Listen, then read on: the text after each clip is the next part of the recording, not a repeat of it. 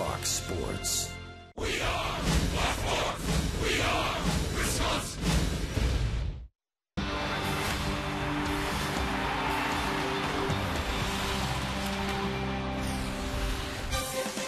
This Brewers Marlins series on Fox Sports Wisconsin is presented by Ski-Doo. We welcome you to Miller Park, home of the National League Central champion Brewers, as they go for a sweep of the Florida Marlins here on this Sunday afternoon. Chris Narveson gets the call in what could be a record-setting game. If the Crew wins, they'd have the most home wins in franchise history. They already have the best home winning percentage. 4 more home games yet to go before the regular season is up. Hi, everybody. Alongside Davey Nelson, I'm Craig Kashan. Welcome back to the broadcast here on Fox Sports Wisconsin. The Brewers have already run the race, Davey, for the Central Division title. Now some individual races. Of course, Ryan Braun trying to win a batting title would be the franchise's first, in a dead heat almost with Jose Reyes at this point. Can he hang on with 4 games to go? Oh, I have no doubt that Ryan can hang on and win the title because he's such a good hitter. And you know what? He's going to get pitches to hit. How about for the National League RBI title right now? Prince Fielder 5 full RBIs behind Matt Kemp. It's going to be a little tougher for Prince. Yes, he can do it, but teams, even for these last 4 games, are not going to let him beat him. They're not going to pitch to him. All right, these two leading candidates for the National League MVP. Another record gets the axe last night as John Axford closed his 45th save. B.N. Rock discussed the importance at the end.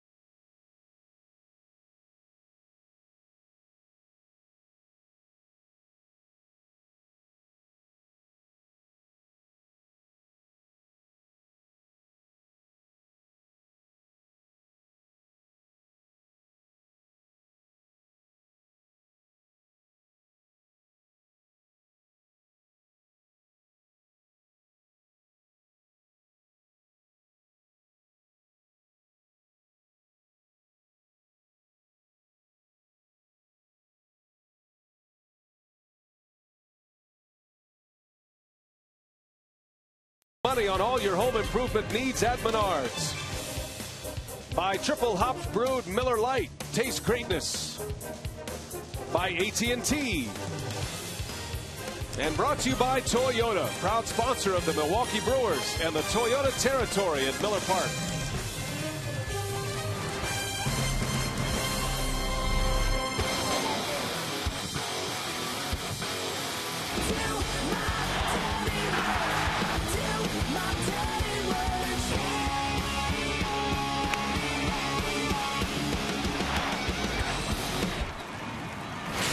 Well, this is going to be a record-setting year in many ways, and another one went down last night. John Axford picked up his 45th save of the season.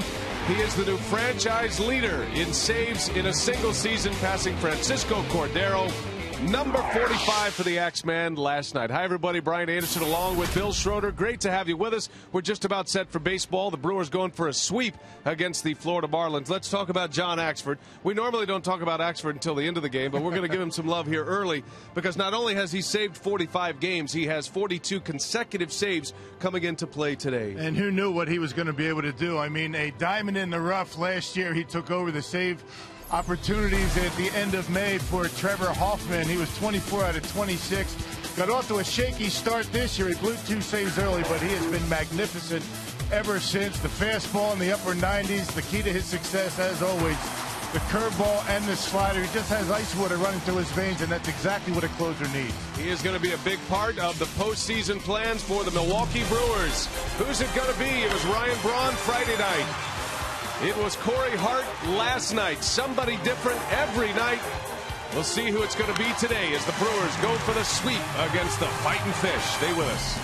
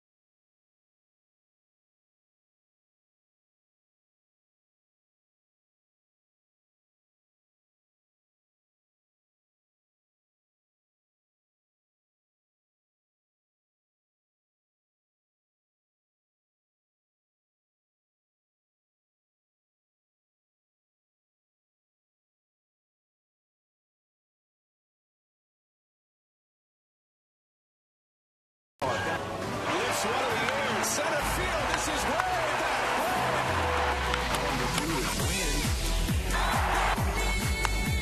It's a dream come true. I'm excited about the position we're in.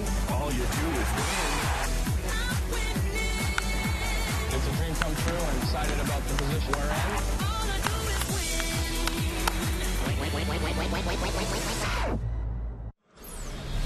And the grade 8 back in the starting lineup tonight. The standings presented by Ski-Doo. You see the Phillies. The Brewers cannot catch the Phillies for the best record, but they can guarantee home field advantage in the first round with a magic number of 4. That means a Brewers win or an Arizona loss that equals 4. That's what they're hoping for as they battle the Florida Marlins, managed by 80-year-old Jack McKeon and a former World Series winning manager. All-time winningest manager in Marlins history, as a matter of fact. And our lineup today comes from our dugout cameraman, Keith Wood, on the Florida Marlins. Take it away, Woody. Welcome to Miller Park, home of the Brewers. Today against the Florida Marlins, We're going to lead off with Bonifacio. Batting second, Infante. Hitting third, Mike Rocket Iron Stanton. Hitting cleanup, Mr. Lopez. Batting fifth, Mr. Buck. Batting sixth, Mr. Murphy. Batting seventh, Vinny Rotino. Hitting eighth today, Matt Dominguez. And pitching, Ricky Nolasco. Go Brewers. Yeah, we have to cut him off. See, that's why we put him on the other side of the camera. That was good. That was very nice. Keith Wood. Well done, Woody. Legendary cameraman here. And there's Chris Narveson. We appreciate that. We're going to be giving you a taste of, what goes on behind the scenes here. Putting them in spots they're not normally in. Our great crew here. He announced that lineup a lot better than I would run that camera, that's for sure. Yeah, as Chris Narveson makes his 28th start, 30 appearance overall. Has scuffled with his command a bit his last time out against Chicago. It was 11 days between starts for Chris. Emilio Bonifacio leads off for the Marlins. There is strike one, and away we go today, a Sunday afternoon at Miller Park. Great to have you with us. Brewers, the National League Central Division champions, are now trying to secure home field advantage in the first round as Bonifacio lifts one deep into left center, and that ball's gone. Emilio Bonifacio with a home run, his second in as many games. He's had a huge series here. And not the kind of start Narveson and the Brewers were looking for this afternoon. Man. I mean, shades of Rafael Furcal with the Cardinals, all the power against Milwaukee. Hit a home run last night, left-handed, and first batter in today's game. He gets a fastball in and able to pull the hands in and knock it out of here in the left center. No doubter for the Marlins shortstop. Back-to-back days with homers. Goodness. Not a big guy and not necessarily a home run hitter, but he is showing big power from both sides as Bonifacio now with 5 home runs on the year and a 1-0 lead for the Marlins right out of the gates.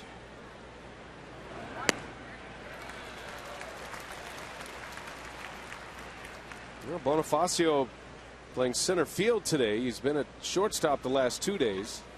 Had 3 hits on Friday night, a couple of hits last night, including that home run. He's a good-looking hitter. I mean, you love his approach, particularly with 2 strikes, just trying to slap the ball in the outfield. And early in the count, as we saw, back-to-back nights, got some pop. Infante, a swing and a miss. Omar Infante strikes out as Chris Narveson picks up his first out of the ball game on a K. Brewers defense brought to you by Blaine's. Katse gets the start in center field today with Braun and Hart flanking him. Then Hairston over at third. Betancourt and Weeks up the middle. Fielder at first. George Kataris getting the start, catching the left-hander Chris Narveson. Normally Kataris catches Randy Wolf. That is usually his 1 day out of every 5 that he catches. But Ron Renicky wanting to give George a little time today. And a good matchup with Ricky Nolasco. So Kataris, a left-handed bat, will get a shot against Nolasco, and a day off for Jonathan Lucroy. You can see the way Ron Renicky is spreading out his guys, the starters, for days off. Yesterday it was Corey Hart and Ricky Weeks. Today it's Lucroy and Morgan.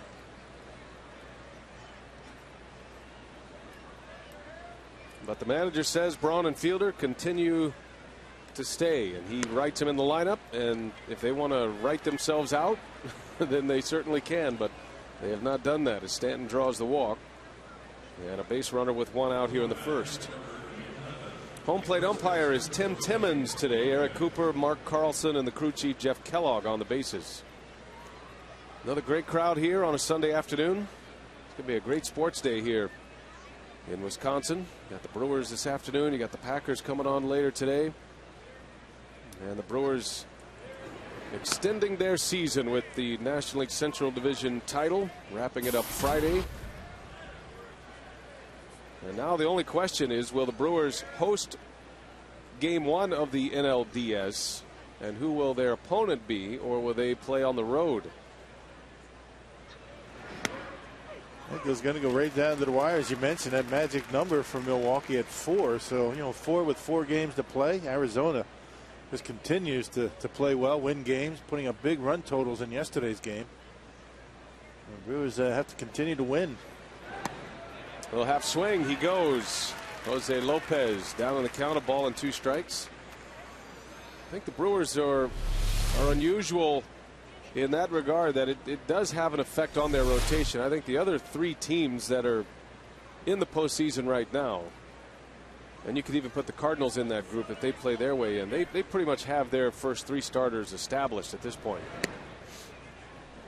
But the Brewers want to do a little mixing and matching. Home and road is the key for Milwaukee, not necessarily the opponent. I'd love to have Zach Greinke at home, where he has not lost this year. And Sean Markham has been very good on the road this year. Bouncing ball, Hairston to second, Weeks the turn, and a high throw off the dugout. And instead of an inning-ending double play, the inning is extended here, and Ricky still trying to get his sea legs under him, if you will, as he returns from injury. And that's certainly a play Ricky normally makes. And normally makes rather routinely. I mean, a couple of years ago that was a problem for him, but just airmailed it, you know, over Prince's head. No error on the play, but certainly a play that should have been made. And Narveson should be out of the inning. Ricky missed 6 weeks due to a severe ankle sprain. And you're just hoping that not only will his defense come around, his mobility, his range. Yeah, Ricky always throws sidearm to first base on that double play, just not able to get it even close for Prince. Weeks had the day off yesterday. Back in there today, and you figure his playing time will be ramped up as he moves toward the end of the regular season. Likely to see him in the starting lineup every day from now on. Just 4 games remain. Brewers will welcome in the Pittsburgh Pirates tomorrow, starting a 3-game series to finish the regular season. Regular season ends on Wednesday night, and then the postseason for Milwaukee begins Saturday.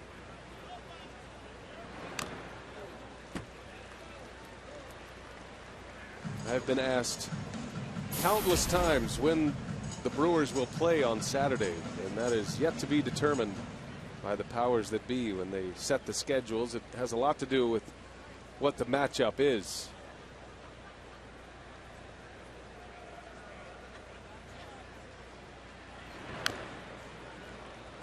Pretty big football game going on that day in Madison. Yeah. So it's going to be a tremendous sports day Saturday as the Brewers start their postseason, and the Badgers will host Nebraska. You think the powers that be are going to take that into consideration?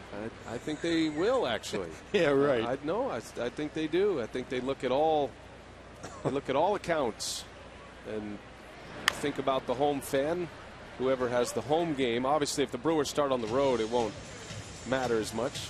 I know in the past, they've looked at the Phillies.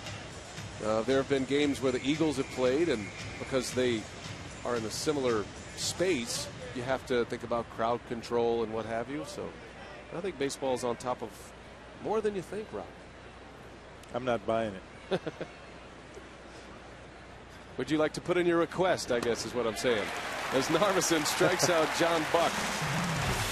Dear Commissioner Seelig, concerning next Saturday,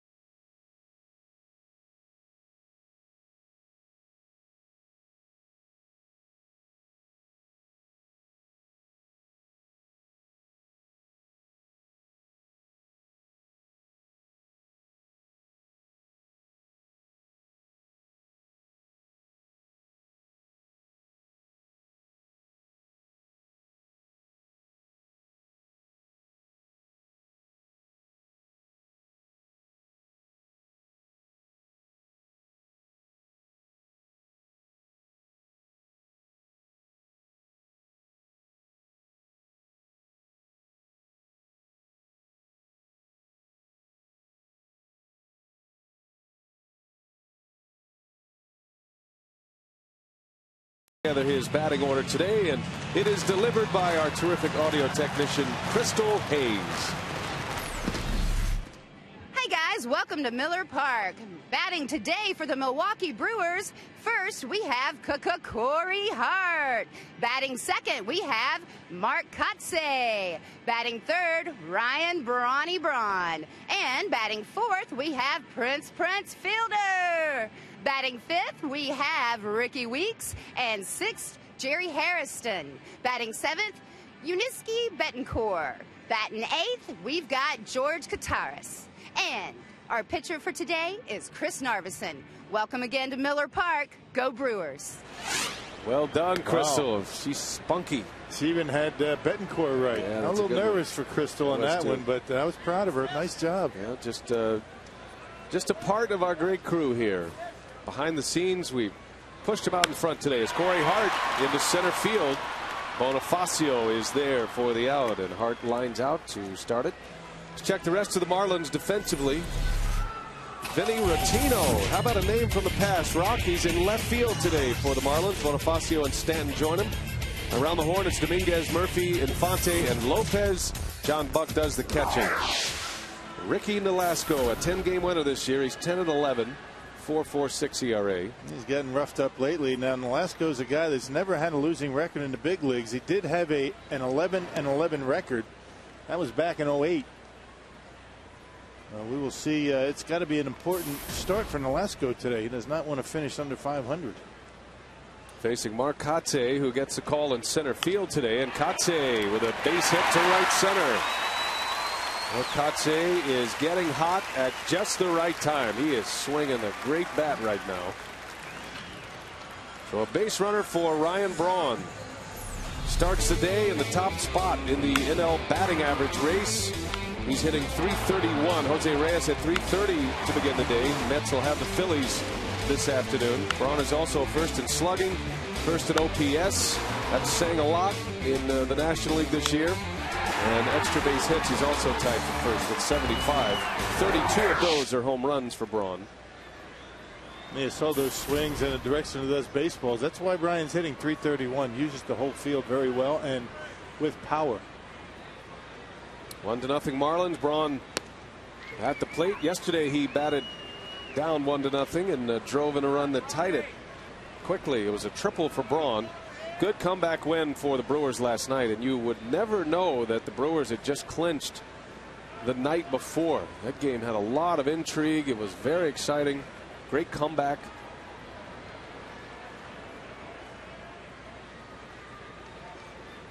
I just figured the Brewers would be a little sluggish yesterday, but it wasn't the case. No, not the case at all. I mean, I guess that this team has goals and aspirations beyond just making the playoffs, and that is just one step along the way for these guys. They realize that it's going to be important for them to get home field advantage in that first round, and that's why they continue to play well.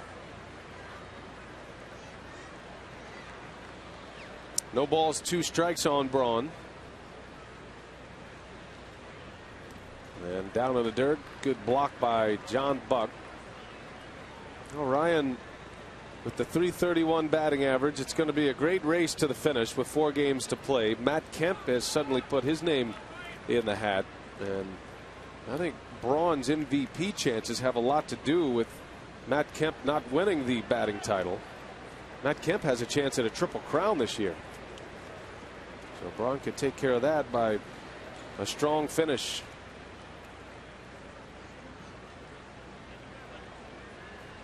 It could very well come down to which one of the two ends up winning the batting title. Now it's going to be interesting if Jose Reyes ends up winning it. Probably going to be a three-man race, I would imagine. Talk about Braun, Fielder, and Kemp.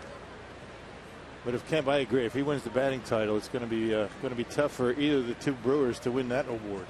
Kemp leads the league in home runs and leads the league in RBI starting play today. And is third in the league in batting. Braun fouls it off, just got a piece.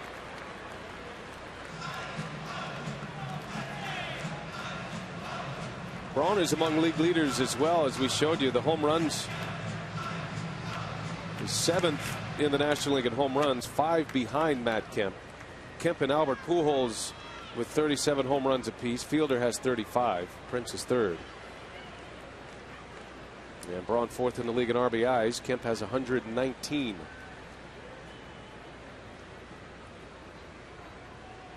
Two balls, two strikes on Braun with Kotsay at first. Kotsay takes off. Braun pulls one. And Dominguez will make the play to first. So the Brewers stay out of a double play. Kotsay ends up at second base. Braun retired. Fielder will bat with a runner in scoring position. Yeah, pretty good sinker in on the hands of Brownie on that pitch. Velasquez got pretty good movement with his fastball. Talking about a guy that is giving up the second most hits in the National League and the second most runs. Got an earned run average of 4.46. Fielder trying to chase down Matt Kemp for the RBI title this season. Kemp with 119. Fielder 5 behind and whistles one right to Infante. Tough break for Prince. That certainly would have scored a run. But a line drive out, and we go to the second.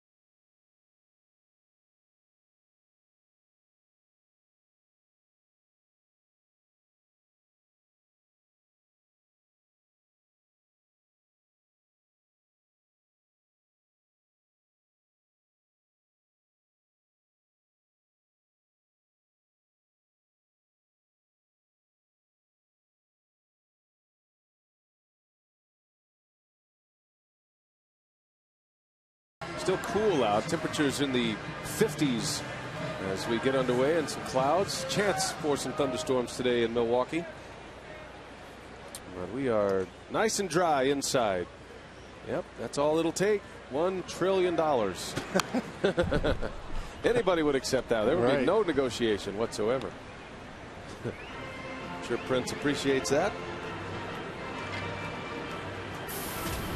Donnie Murphy leads off for the Marlins. Florida with a leadoff home run from Emilio Bonifacio, and it's 1-0 Fish.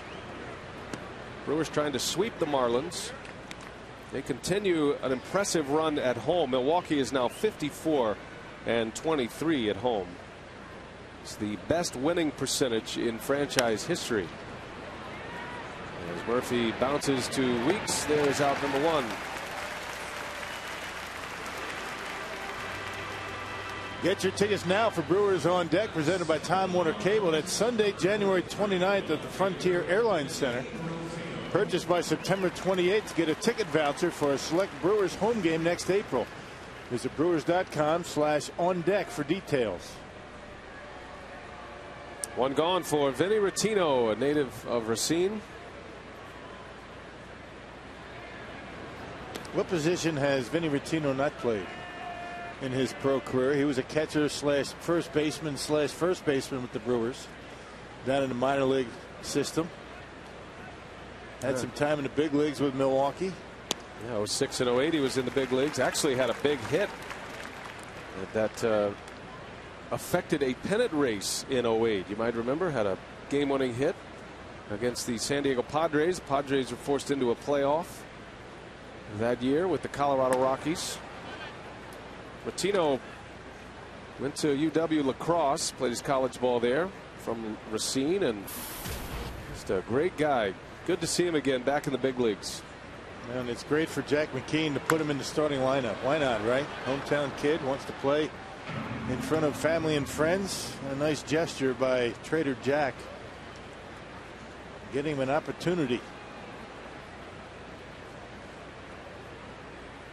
Rotino had a terrific year in AAA New Orleans, and the reward was a big league call up. He hit .304 this year in AAA.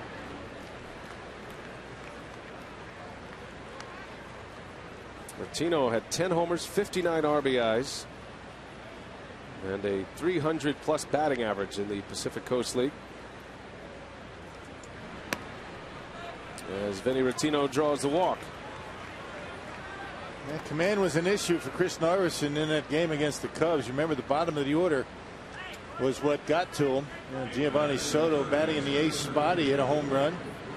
Narveson walked 3 in that ball game, certainly showing the effects of 11 days between starts. He did work out of the bullpen between that time, but you would figure this is his last start in 2011. He's probably going to work out of the bullpen in the postseason. Bouncing ball. Betancourt flips it to Weeks. This time the throw is right on the money. And a 6-4-3 double play to end the inning. We head to the bottom of the second. Ricky Weeks will lead off.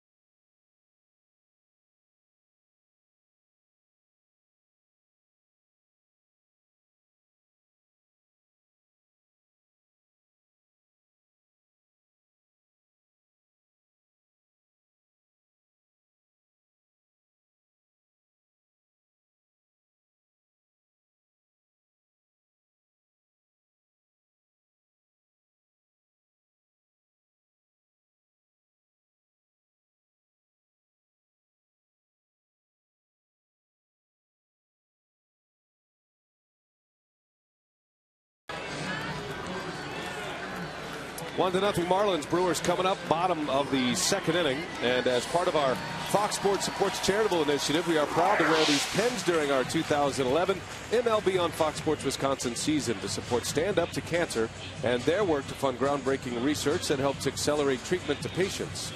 For more information, please visit standuptocancer.org/Fox Sports. Ricky Nolasco back on the mound. He starts his second inning of work. Brewers hit the ball hard off Nolasco in the first inning, but only one hit to show for it. A couple of line drive outs.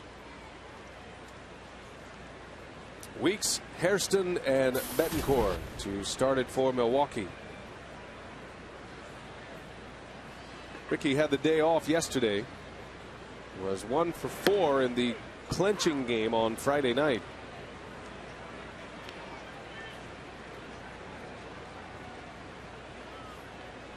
Has to be frustrating on many levels for Weeks. He's back, and I know he's happy to be back, but he is not 100%.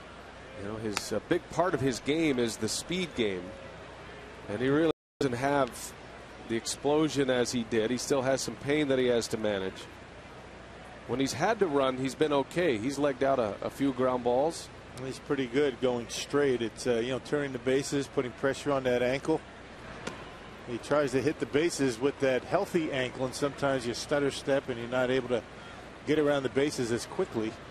you know, speed, agility, and power. And when you missed as many games as Ricky, power is going to come later.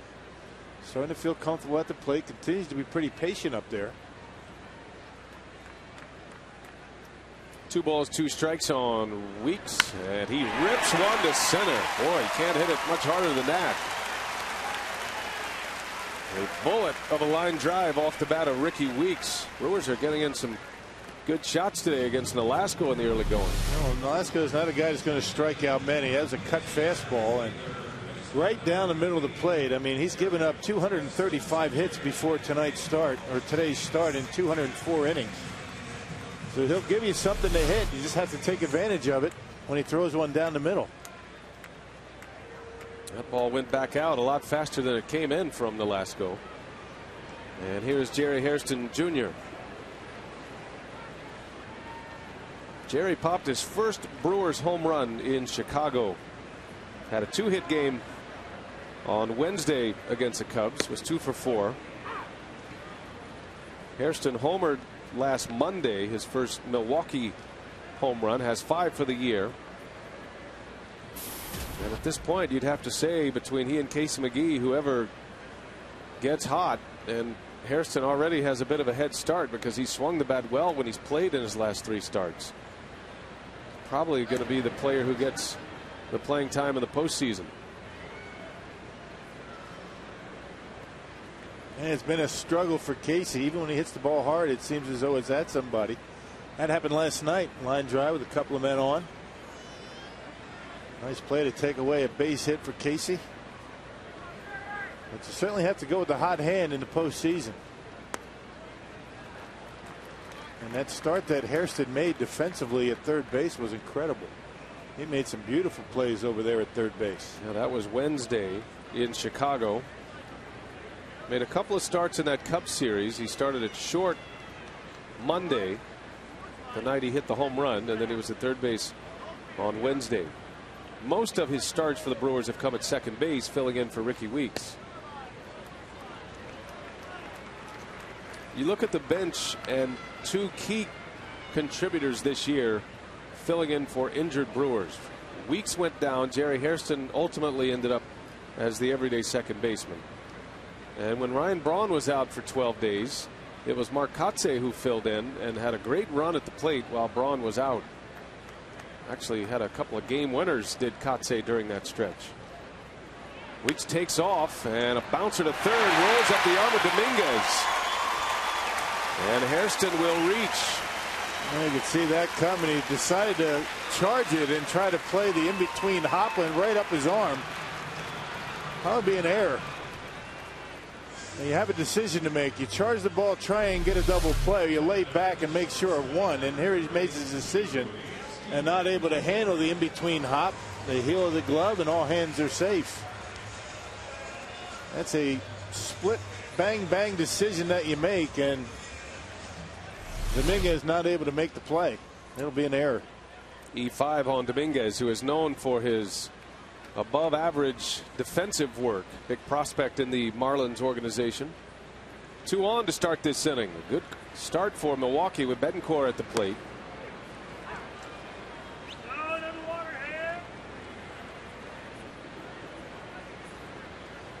Betancourt with 13 home runs now, 63 driven in, hitting at .252 for the season. Had 2 hits yesterday, including a home run that tied the game in the 4th inning.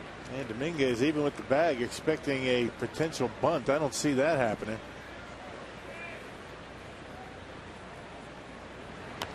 That gives Betancourt a lot of room over there in that hole. We'll take it back to last night. Uni B at the plate and got one up in the zone and did not miss it. Hit it into the outfield lows level. Betancourt with his 13th of the season. It was a big one. It tied the game.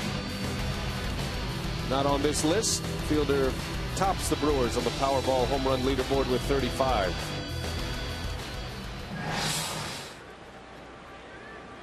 Oh, and 2 the count on the Brewers shortstop.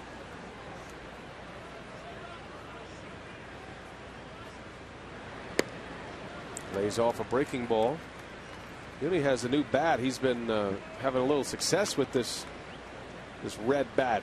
That's about right at the edge of what MLB will allow you to use as far as a color of a bat. It's going to be a black or brown, or in this case the Jason Kendall version of the slightly red. Right.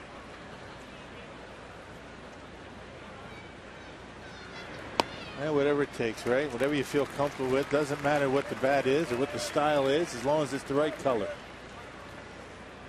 It's a good looking bat. You can make a fashion statement in a lot of different ways in baseball these days. Every year for Mother's Day, the players are allowed one day only to use pink bats. And the guys who have success with the pink bats, they want to keep them. They want to keep using them, which is not allowed except for that one day.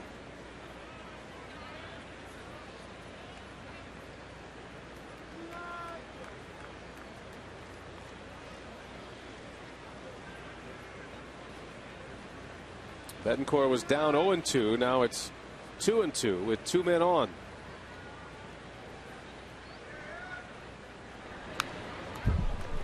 Count stays at 2-2.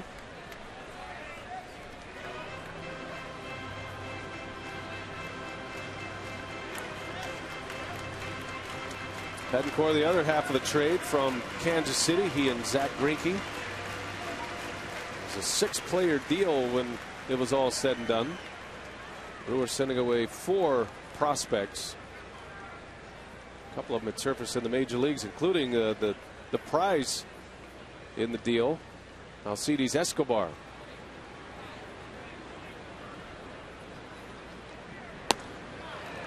That one misses. 3-2 the count.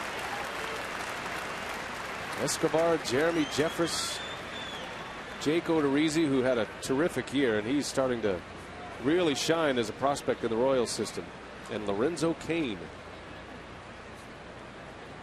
Cain spent the year in AAA this year.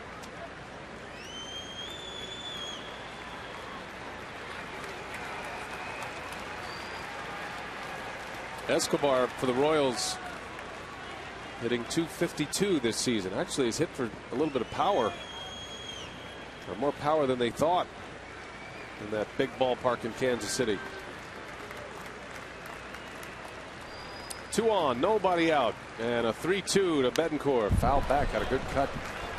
There's that fastball right down the middle once again. I mean, Alaska will do that quite a bit throughout the day. Just have to take advantage of the mistakes that he makes. He gets a lot of the play with his pitches, and he's really doesn't have a lot of velocity to go get behind him. That's why he's been giving up so many hits. Doesn't walk many. I mean, his walk to strikeout ratio 5th best in the National League. Less than 2 walks per 9 innings, but he does give up a ton of hits. We don't normally see Betancourt go this deep in a count. This will be the 8th pitch he sees. You can see where Nolasco wants to pitch him. Everything is away. 3-2. And a swing and a miss. Strikes him out. A good battle there, but Betancourt punches out with 2 on. That's the best pitch he's thrown today. That slider down and away. Looked like a fastball right until the last minute. And then dove as it got to home plate. You see the dot on that baseball. A very good pitch by Nolasco. That's a big out. The Brewers unable to advance the runners. And 1 gone for George Kataris. Got the pitcher coming up next. Marlins with an early lead. A home run by Bonifacio to lead off the game.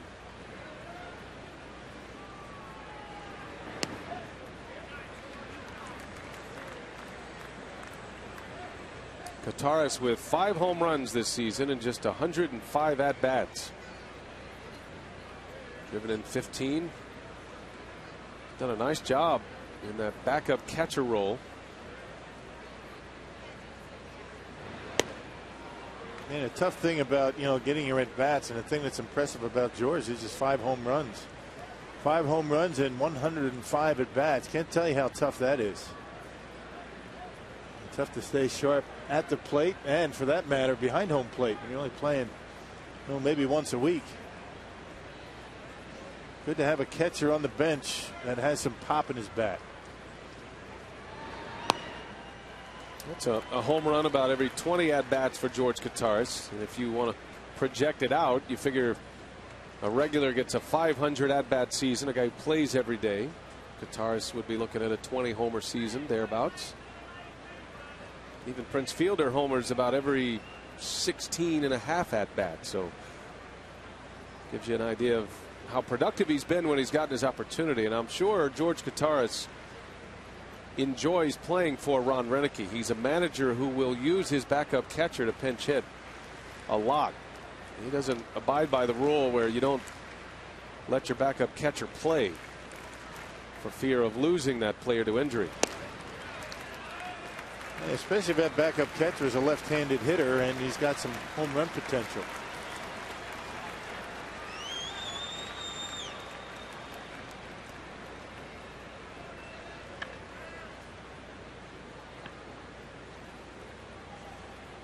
Wouldn't be a bad birthday gift.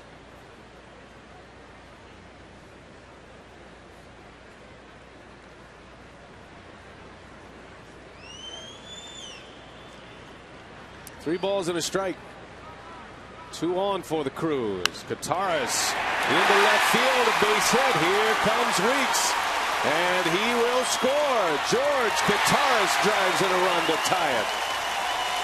Good at bat by the Brewer backup catcher. Well done. Yeah, he let it get to him, and that ball was trying to sink away from George, but he went with it. Murphy slowed it down enough to allow Ricky to score. Actually, by that ball going off the shortstop's glove, I don't know if Ricky would have been able to score had it not. Goes off his glove, slows it down enough to allow Ricky to get in, and a big base hit for George Kottaras. Very gingerly rounding third base. Ricky Weeks safe at home, safe and secure. New York life. And that shows you what Rock was talking about a moment ago with Weeks cutting the bases, making the turns. Because all of your turns come with your left foot. And that's the instinct anyway, as you turn left. Narveson, that hits the bag, a fair ball. And here comes Hairston. And the Tito overruns the baseball, and Hairston will score. Well, everybody looking for the bunt. Everybody looking for the bunt. The infield was in, the outfield was in for that matter, and had Tito been able to pick that ball up right away, they might have had him play at Hairston at home plate. Pulls it back and does exactly what he has to do, and that's slap it and not pop it up. Hits third base. Now watch Vittino, because he's playing so shallow, he picks that up right away. I think they have a play on Hairston at home plate. Well, Jerry had to get it restarted, and no hesitation, that aggressive base running. Ed Cedar waves him on in, and Vittino cannot come up with it cleanly. Hairston scores. The Brewers have the lead 2-1. RBI single for Chris Narveson. Back-to-back hits here in the second inning. And now the top of the order with one away. Yeah, that's something that Ron Roenicke has told his pitchers to do if they feel comfortable in doing it. You have the infielders crashing. You show bunt, you pull it back, and the idea is to hit the ball on the ground. If you hit it in the air ordinarily, it's not going to help you much. Pop-ups aren't going to do it. You hit the ball on the ground with the infield moving around, pretty good chance you get a base hit. That's Narveson's 5th RBI this year.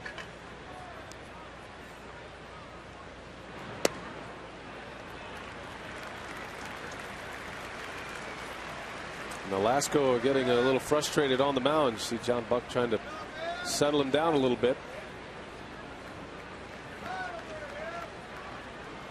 3 hits in the inning, an error.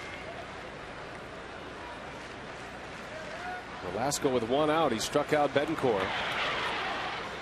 Brewers trying to make it a big inning here in the second against the Marlins. On the ground, and that's through a base hit. And here comes Kottaras. Rottino's throw cut off. George will score as Narveson is in a rundown, and he's out. I'll tell you, Ed Cedar is being very aggressive over there at third base. I mean, he must know something about that throwing arm in left. Because George was barely at third base when that ball got to Rottino out in left field. Ball hit hard. The Brewers are finding some holes here in this inning. And Rottino not playing all that deep, and I'm kind of surprised that they cut it off. But because they cut it off, they're able to get Narveson, between second and third. Look at George. He just barely, getting to third base when that ball got to the left fielder. I'm not sure if that ball was offline or not, but it surprised me that Dominguez cut it off. It looked like if it was on line, it was going to be an easy out at the plate as Katse bounces to third and the side is retired. But the Brew crew coming up with 3-1 Milwaukee. And you're watching the Brewers and the Marlins on Fox Sports Wisconsin, presented by Ski-Doo.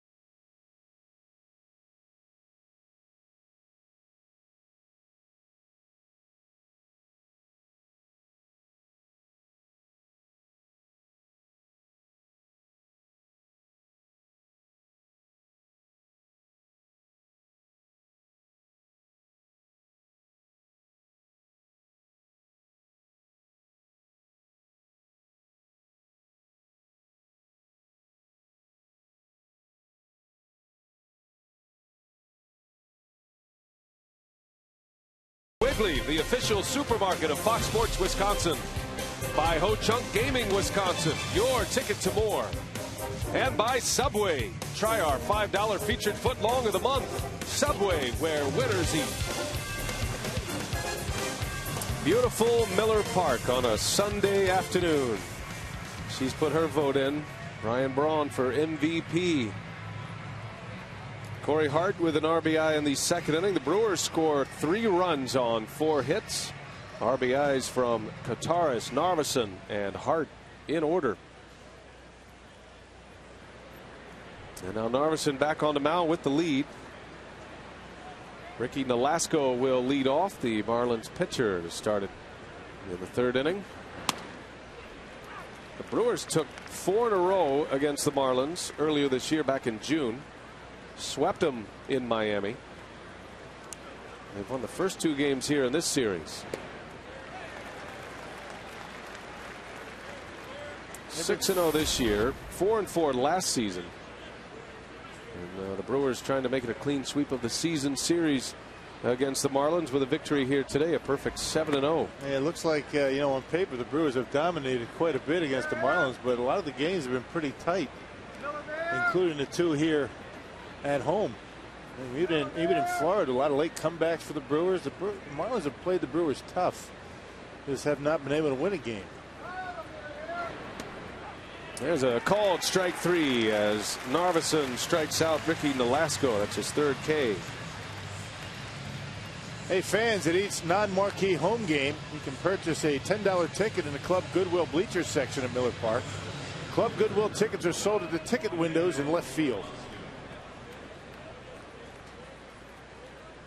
Back to the top of the order now, Emilio Bonifacio, who homered against Narveson his last time up.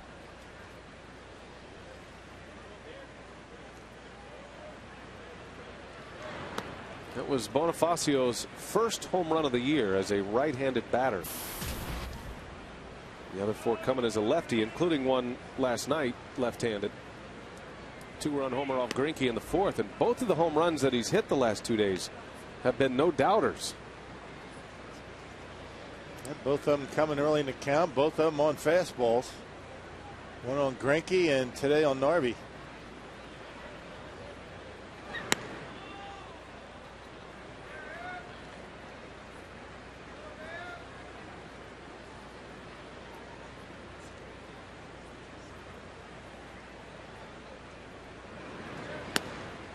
There's a strike. 3-1 on Bonifacio.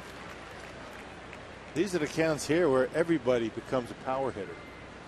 I mean, 2-0, 3-1. You get the fastball figure.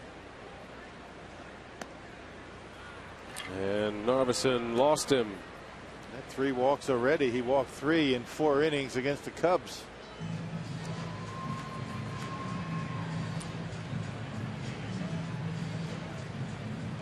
Well, George Kataris out to have a word. A quick trip by the Brewers catcher.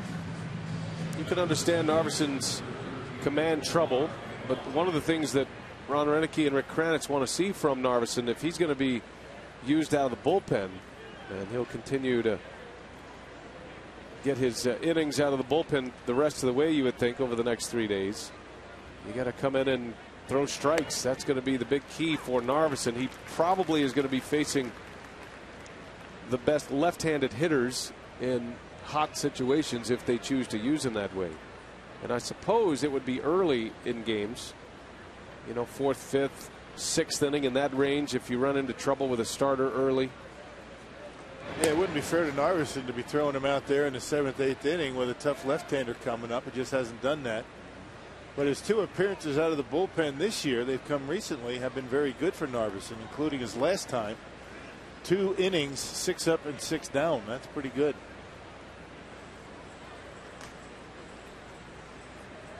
No balls and a strike on Infante. Bonifacio is a base stealer, not likely to be at first base long. Bonifacio has 39 steals. Been caught 10 times this year. As fast as he is, he hasn't quite mastered the art of stealing a base.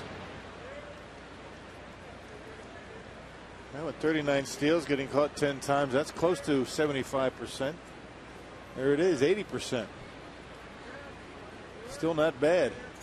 Running a lot, and that's really what Jack McKeon wanted out of Bonifacio. Don't worry about getting thrown out.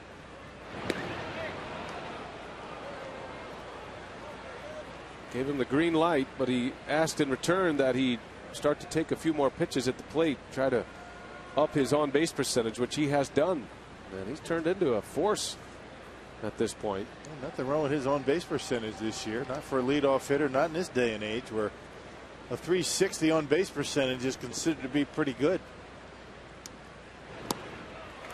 Swing and a miss for Infante. Long gone are the days of the Ricky Hendersons where they had a .420, .430 on-base percentage. You don't see that anymore. Nothing wrong with .360 to .370. God, isn't it interesting that, you know, you get a manager who says, I'm not concerned about you getting thrown out, the caught stealing numbers. As soon as he says that, he rarely gets caught lately. Emilio Bonifacio. Most of those caught stealings were early in the season. Well, maybe worried about getting thrown out and hearing it in the dugout. You don't get as good a jump. You're a little bit tentative. So you take the reins off of a guy and all of a sudden he's going to be a force on the bases. You can't play worried about failing. That's for sure. Takes off and a throw to second right on the bag. George Kataris guns him down. A good release by George, very quick and right on the money to get Bonifacio. But you know, you can credit Narveson a little bit with that caught stealing because Bonifacio never really comfortable reading the move. He kept throwing over, you know, making him aware that I'm keeping an eye on you over there at first base. And look at this throw right on the money and able to get him. Our catchers have done a nice job in that regard lately. He and Jonathan both. Now, Kataris not known for his defensive game, throwing the baseball, but nothing wrong with that throw. Right on the mark and a quick release as well. And a swing and a miss. So Narveson cleans it up. A caught stealing and a strikeout to end the third inning. 4 Ks for Chris Narveson. 3-1 Brewers as we head to the bottom of the third.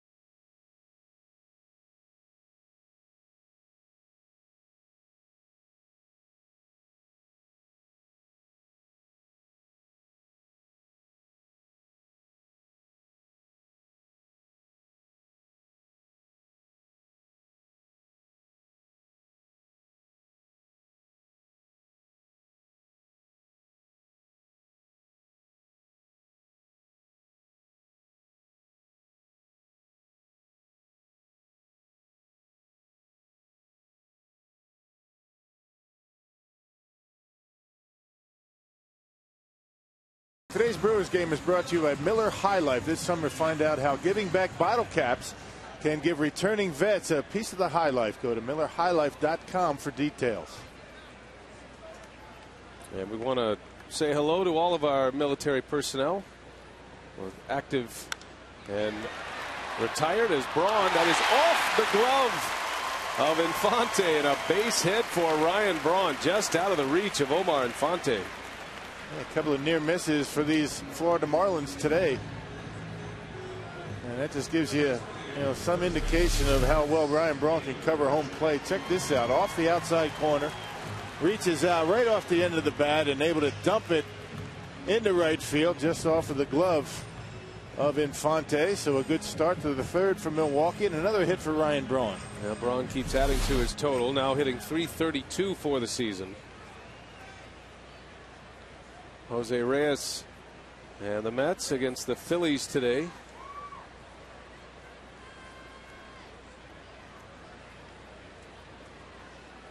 Prince Fielder with Braun at first. And Philly finally in the lead. They've got a 5-0 lead over the Mets. What is it, 8 in a row that they've lost? Yeah, Phillies have dropped 8 straight, including a doubleheader loss yesterday to the Mets. Phillies have not won since they secured the postseason berth. Exactly what Ron Renicky was trying to avoid, and that's why last night's win was a satisfying win for the Brewers manager. Question was raised concerning Ryan Braun, and because he is chasing a batting title, and we've seen players in the past maybe take days off down the stretch, but Renicky can't get Braun out of the lineup. He wants to keep playing. But the dilemma that Ron has, he wants to get Braun a day off, maybe 2 days off prior to the postseason. And as of right now, Braun has this Ted Williams swagger about him that he wants to keep playing and keep it going. It's impressive. Well, if you're swinging the bat, you want to stay in the lineup. Jose Reyes, incidentally, 0 for 2. He is in the lineup today. Fielder in the right center. That's going to get down a base hit. And Braun on his way to third. So Prince has hit the ball hard twice. A line out and now a single. And the Brewers are cooking again. First and third. Nobody out in the third inning. And Velasco continues to give up the base hits. 7 already. There's that sinker. Not a bad pitch. It got the plate, but it was down. And Prince able to wait back long enough and off the end of the bat, able to hit it hard into center field, and a great start to the third. First and third, nobody out. And Prince starting to heat up again. Well, Ricky Nolasco has now allowed more hits than any other National League pitcher. He is just past Chris Carpenter. Carpenter will get one more start this year. This is Nolasco's final start. Not only has Nolasco given up more hits than any other pitcher in the league, but he is second in earned runs allowed.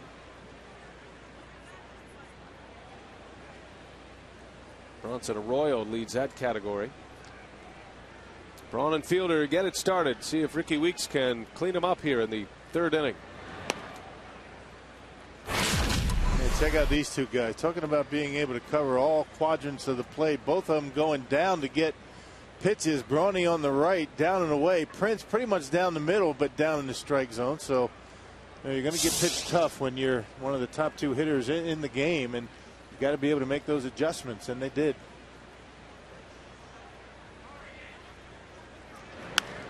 Weeks in the air, shallow center, coming on Bonifacio, that falls. Braun will score, and a flare for an RBI for Ricky Weeks. Well, you got to figure somebody's got to catch that baseball. How about Nolasco? He's got to be thinking, what do I have to do to get outs? You got balls hitting the bags. You've got balls just out of the reach off gloves, and a flare into center field for a base hit. So 4 of the base hits could potentially have been all outs. That's half the base hits. And Ricky Weeks talking about covering the plate. Pitch off the plate away, but Bonifacio playing very deep, even with his good speed, not able to recover and make the catch. Look how far out in the center field the shortstop Murphy is. RBI single for Ricky Weeks, number 48 for the season.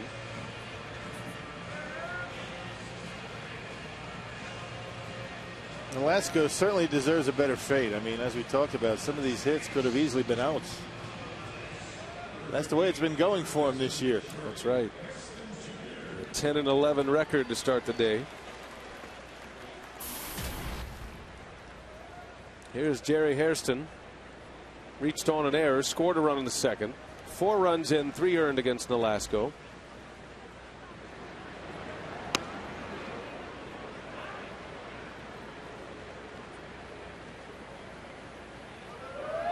Sandy Rosario now warming up in the Marlins bullpen. Some fans having some fun with him.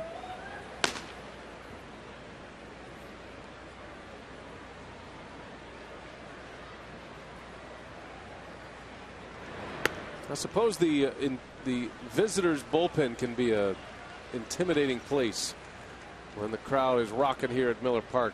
They are right under the bleachers. You can hear some interesting things from the crowd when you're down there. Believe me, I've spent a lot of time in big league bullpens. Rain coming down outside Miller Park as we tip our hat to the roof once again. Yeah. Not going to lose any games here in Milwaukee, that's for sure. It has played a big part in the schedule. We were talking about that the other day with Dale Swain, the fact that there is a routine. The hitters know they're going to get their work. You don't have to deal with the rain. The roof covers it up. It affects the off days. You don't have to come back, make up rainouts. And pitchers know, even if it's pouring outside, that their game's going to start on time. That makes a big difference for a starting pitcher.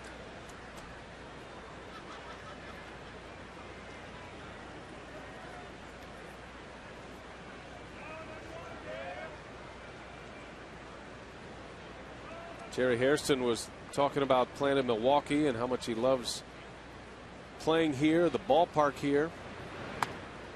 I don't think you really fully appreciate it unless you play for the Milwaukee Brewers and you're here every day and you see the games that are saved because of the roof. And I think it paid off in the number of off days in the month of September. You know, while everybody else is making up games, and a lot of teams with more games than days for the last 20 or 30 games, like the Phillies or the Yankees. The Brewers have enjoyed 3 off days in the month of September recently. I'm talking about keeping your rotation strong, not having to eat up games with double headers, and you get those off days. You don't have to sit your players on game days. They have the off day like they did last Thursday. It's one of the reasons why the Brewers continue to have Prince and Corey Hart and Ryan Braun in the lineup. They don't need them. They've had the off days, the team off days. Full count to Hairston. First and second with nobody out, and Hairston into center field. That ball is well hit. Bonifacio going back, can't get it. It bounces up and out. That's going to be a ground rule double, and that's actually a good break for the Marlins. Fielder will score. They're going to send Ricky Weeks back to third base on a ground rule double and an RBI by Jerry Hairston Jr. I'll tell you, Ricky Weeks looked pretty good running around the bases that time. Another cut fastball right down the middle for Nolasco. We've seen a lot of pitches getting a lot of the plate by Nolasco, and Jerry Hairston able to hammer that one over Bonifacio's head, so a ball bounced in front of the center fielder for the Marlins, and now one over his head. And I'll tell you, Jerry Hairston hit that ball right on the screws. Hairston with an RBI double will take a timeout. A pitching change for the Marlins in the third inning.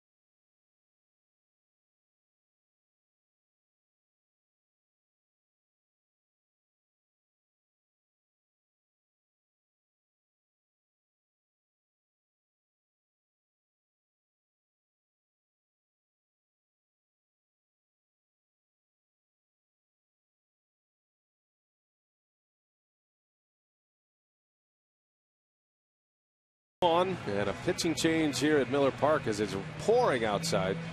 Click on the Fan Zone tab on the FoxSportsWisconsin.com homepage. You can win prizes in the new Fox Sports Wisconsin Fan Zone, like team merchandise, game tickets, unique fan experiences, tech toys, and more. And if you're not a member, join now. Fast and free, and it's all at the Fan Zone tab, FoxSportsWisconsin.com. The new pitcher, Sandy Rosario, in for Ricky Nolasco, who'd last 2+ tonight. Yeah, he was once again getting a lot of the plate with his pitches. Now Rosario, a September call-up for the Marlins. This is his first time ever in the big leagues, and has appeared in 3 games since his recall. Second and third, nobody out, and it's Betancourt at the plate. And on the first pitch, he shoots one through the hole, a base hit. Weeks will score, and the hits keep coming for the Brew Crew. That is 5 straight to start this inning. RBI single for Betancourt, and it's 6-1 Milwaukee.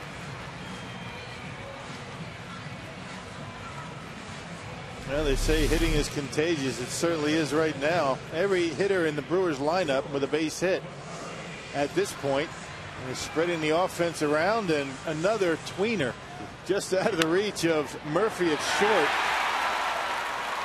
and into left field. So the hits keep coming, as you mentioned, a lot of different ways. First and third for George Kataris, who started the scoring with an RBI single his last time up.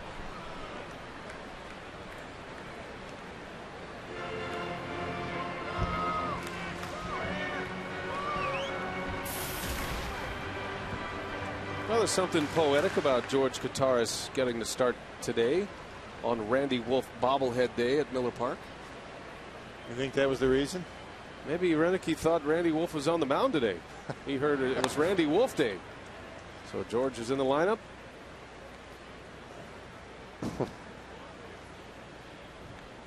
I guess the opinions on the Randy Wolf bobblehead were pretty good this year. Especially John Axford's. And if you don't know the story and you weren't watching Brewers Live pregame, Randy Wolf is the official bobblehead critic. Yeah, he's the bobblehead critique specialist. And he's the guy who every bobblehead that comes out, he always sets it up with Telly or, you know, one of our cameras, and he has a full rundown of the bobblehead. And he picks out certain things. What's wrong with it? Yeah, just not so much with the making of the bobblehead, but what doesn't match with the individual. It's more of an attack on the individual than it is the bobblehead itself. And so there was some sweet payback today by some of the Brewers who got a hold of it.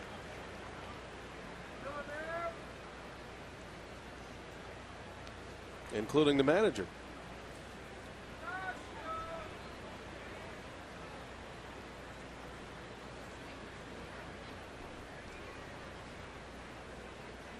Two balls, two strikes.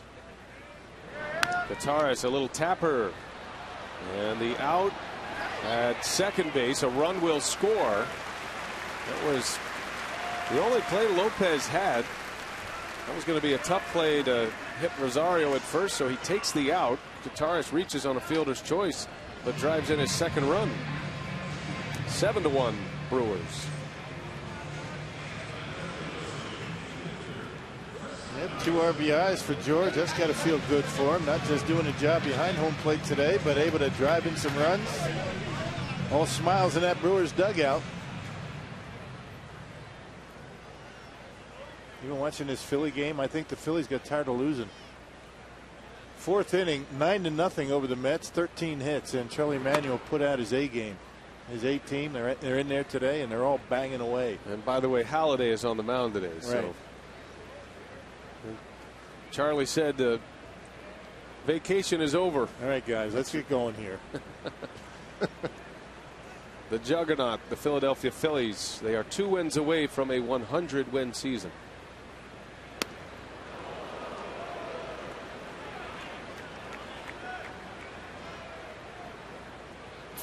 Arvidsson drove in a run with a single in the 2nd inning. On that same play, the Butcher Boy play, squared to bunt, pulled it back, and then he slapped one off the bag at third base. Actually lined it right off the top of the base.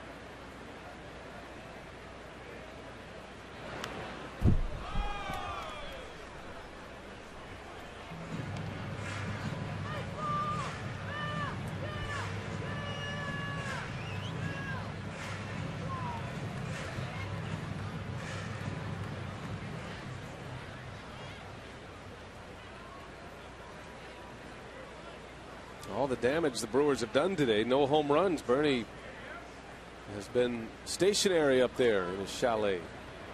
7 runs on 10 hits as Narveson takes a called strike 3. Down he goes for out number 2.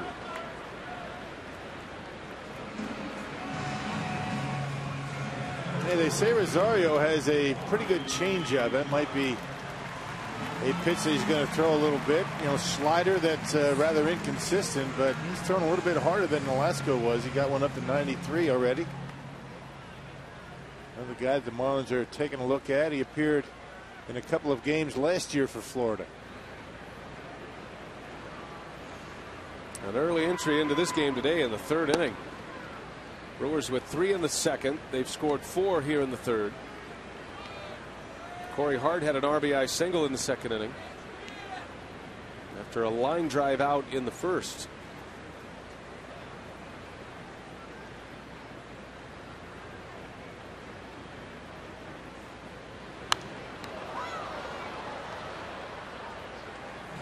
Well, we've seen the Phillies get it turned around today. The Boston Red Sox have not.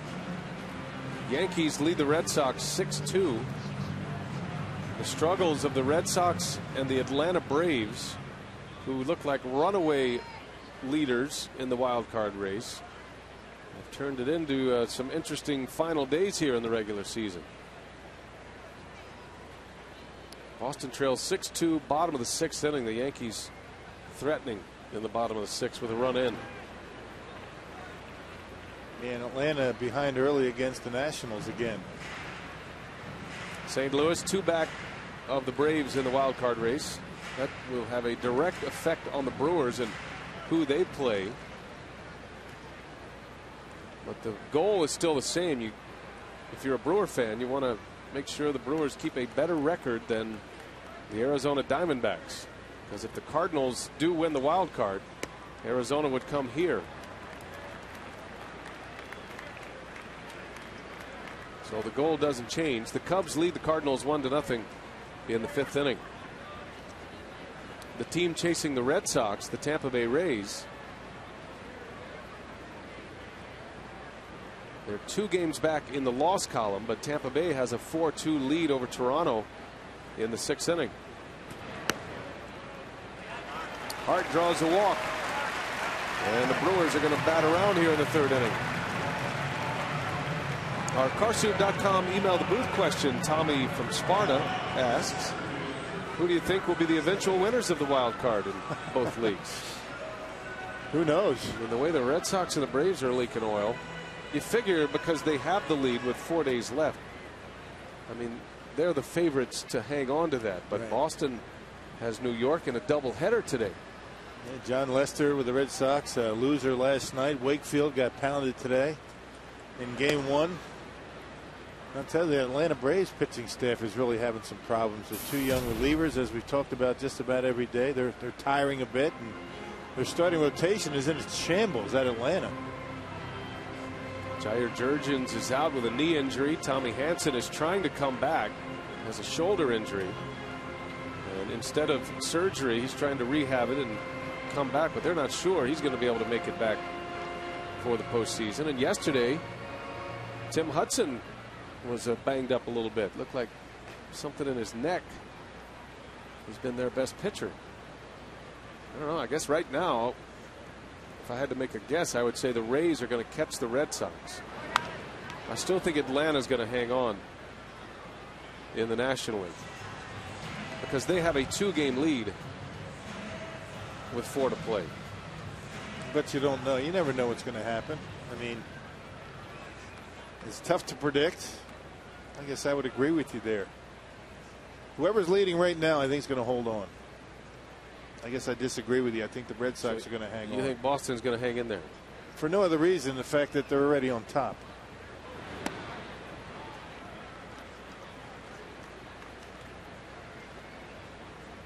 What we do know is, as the rain still falls outside, that it's turned into something that nobody expected.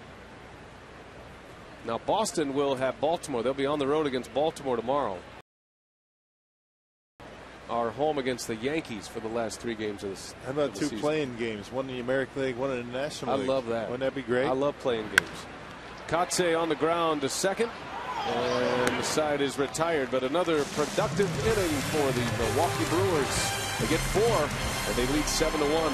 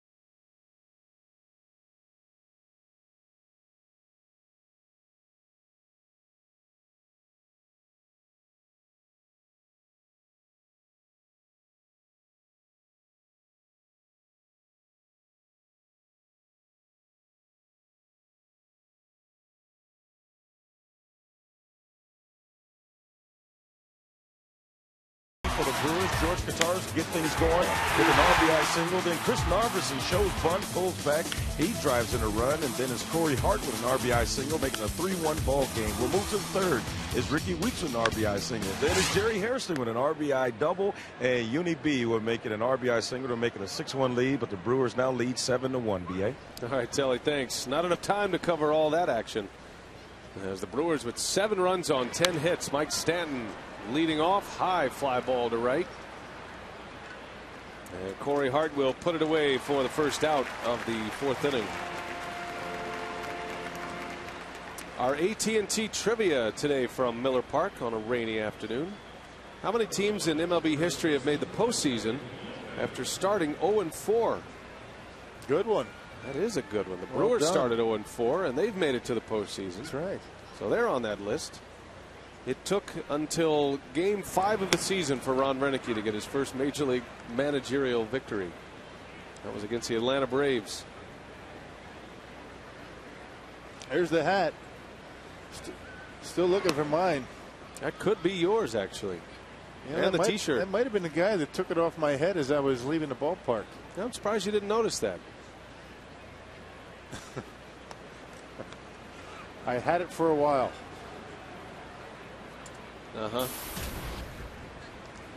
Just, you know, no longer. It's not adding up, Rock. A hat on top of your head. Are you saying I'm lying about losing my hat? Not at all. I'm trying to put all of the corroborative evidence together. There's a hat on your head. And what are you, 6'4"? 6'3". 6'3". As Lopez sends that one out to Braun, who runs it down for the out. Go ahead. I want to hear this. The evidence that's in front of us, there's a hat on a man's head who's 6'3", and a big guy, too, a big man. And then there's a post-game clinching celebration that ensues. Right. And said victim doesn't remember somebody taking the hat off his head. I didn't say that. Somebody did take the hat off my head. Oh, you have a memory of that? Well, yes. I don't know who it was. Now, this is what we're talking about. This is where we went to the tape, and Rock definitely had a hat on. Right. You can roll that. I look kind of silly in that shot. Rolling it won't help. Not the most flattering picture. John Buck in the air. Katars makes a catch, hitting over. Yes, roll that one. Make the Rock look just a little better. There are 100 better pictures than that. My goodness.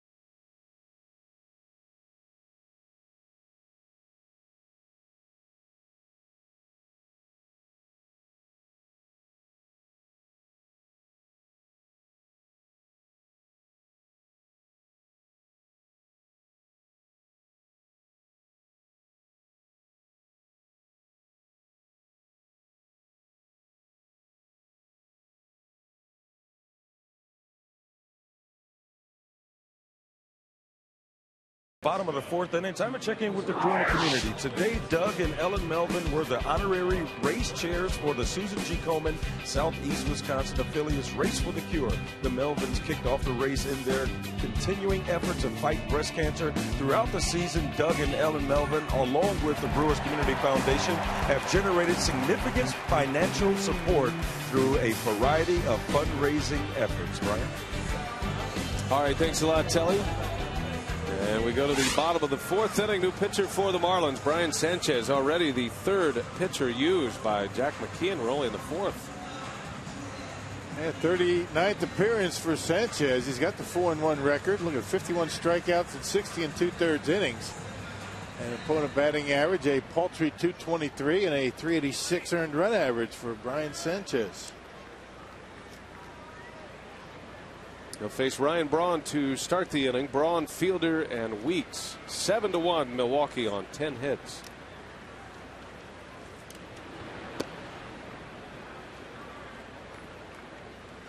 Braun is 1 for 2 today and currently hitting .332. Still leading the league in hitting.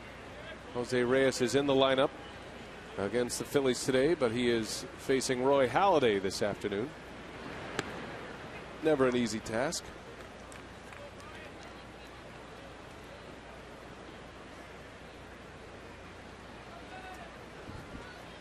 Thinking about Halladay, and it reminds me of the conversation that was going on with Halladay last year. Not just Halladay, but Halladay and Oswald and Cole Hamels.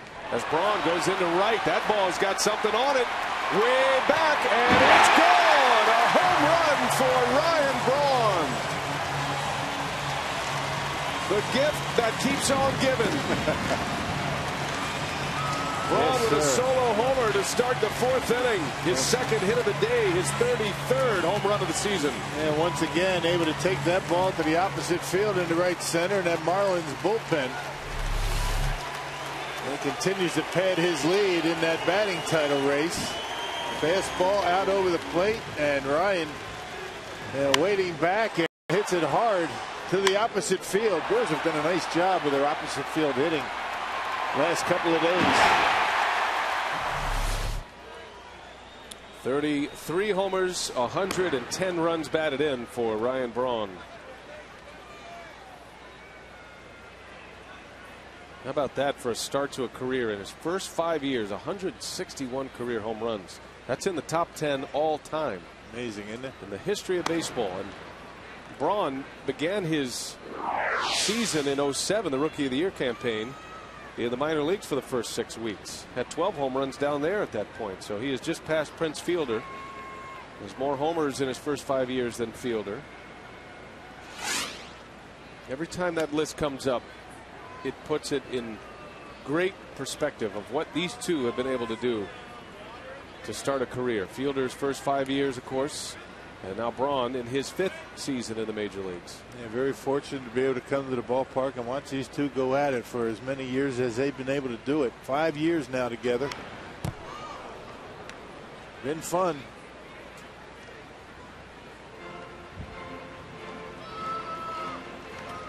There was a time when you wondered if Braun and Fielder could achieve the status of a Hank Aaron and an Eddie Matthews, or a Paul Molitor and a Robin Yount. You know that now as far as what they're doing in a single season. There's not been a better duo. Aaron and Matthews, Yount and Molitor. And then you put Fielder and Braun, and they're all together in the same group. They've been just as impactful as the other two.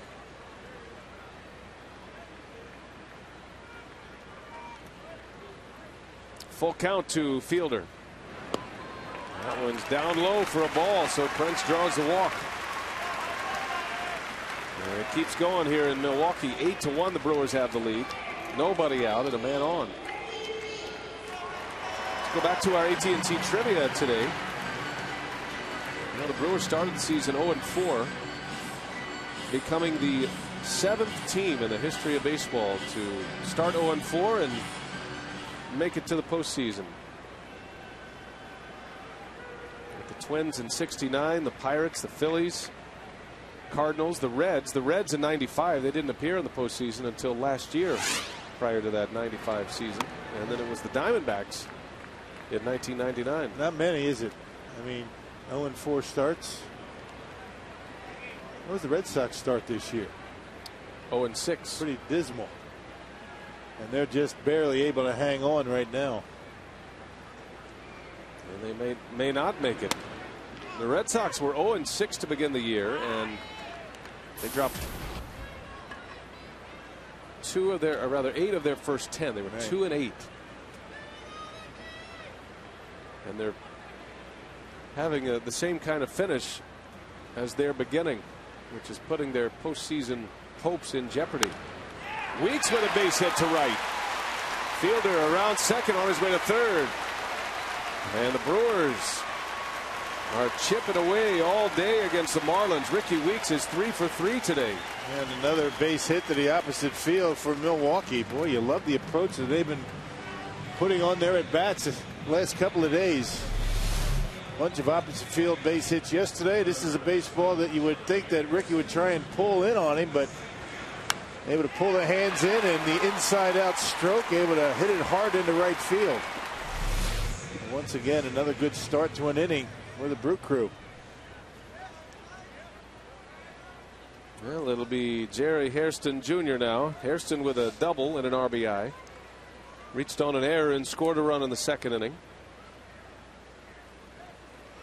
First and third, nobody out.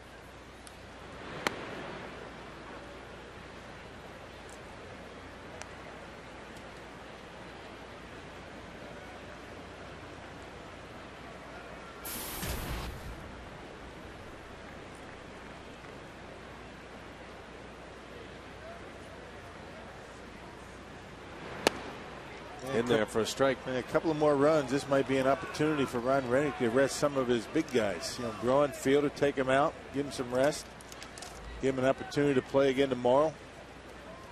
And we'll see how he wants to play it. Yeah, this is best case scenario for Ron Rennick. He's been agonizing over getting guys rest and making sure pitchers get lined up properly, how to use his bullpen as you try to tune up. Because it's not a normal finish to a season, even as you clinch early. The Brewers had 6 games left, or rather 5 games left after they clinched. But there's the matter of the home field that comes into play, and one doesn't work for the other. Man, that's important. That home field, the Brewers would love to get it. They got to keep winning. And shaping up as an opportunity for Rennick to give, some of his guys a significant amount of this game off. A 7-run lead in the fourth.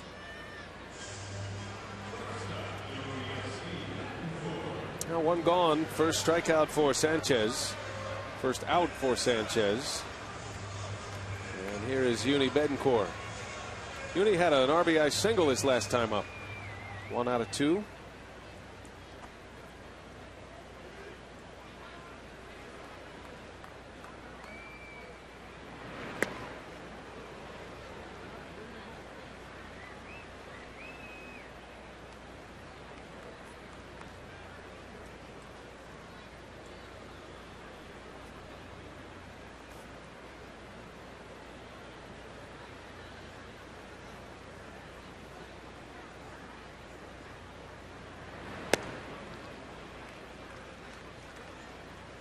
Ball and a strike on Betancourt.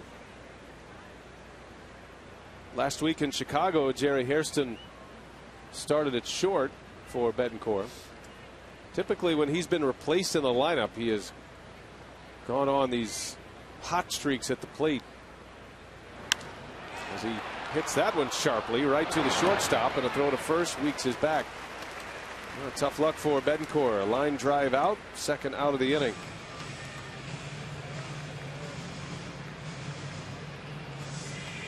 Sanchez has been throwing a lot of sliders in this inning. Just predominantly sliders. He got Betancourt out in front on one there. And a weak liner to short. And he got Hairston on a slider for a strikeout. Here's George Kataris with a couple of RBIs today. 1 for 2, a single and a fielder's choice. 2 ribbies for Kataris.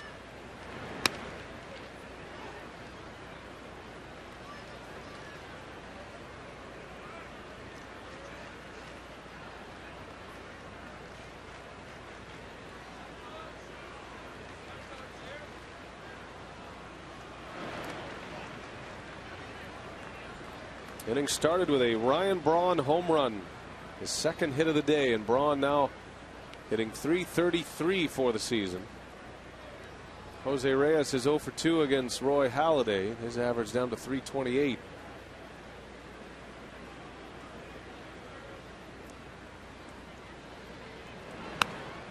On the corner, a strike, 1-2 on Kataris.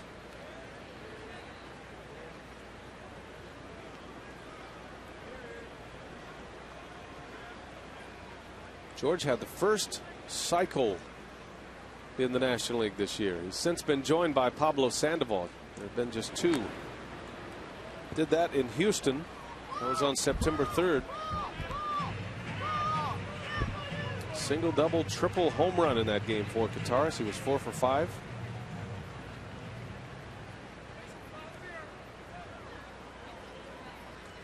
Spent about a month in the minor leagues, a little over a month in AAA. Began the year with the Brewers on the big league roster.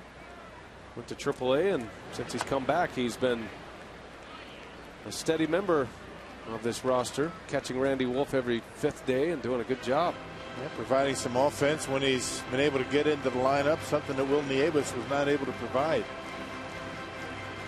And that was the reason for the swap. Nieves got sent down, Kataris up, and George started to swing the bat pretty well, including a cycle.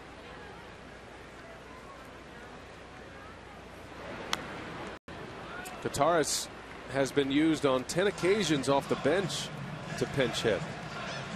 Most backup catchers don't get that many opportunities. He's 2 for 10 this year as a pinch hitter. He's drawn a number of walks, though. I think the Brewers feel fortunate to still have Kataris because he had to clear waivers. He was available to every team when he went down, and he did clear. Brewers ended up putting him back on the roster, and he's become a big part of this. And Randy Wolf will be the first to tell you that Kataris has had a lot to do with his success over the last season and a half. George has found himself in that spot. You know, the guy that catches certain pitchers over in Boston, it was not a very enviable spot. He was the guy that caught Tim Wakefield, the knuckleballer, every time. And Randy Wolf, I would imagine, a little bit easier day behind home plate. Yeah, so it's all downhill after having to catch Wakefield with anybody, including Randy Wolf. Right. He's still a favorite among the players and coaching staff in Boston. Terry Francona is a huge George Kataris fan. That was his quote, not mine. He texted him instantly when he found out about the cycle.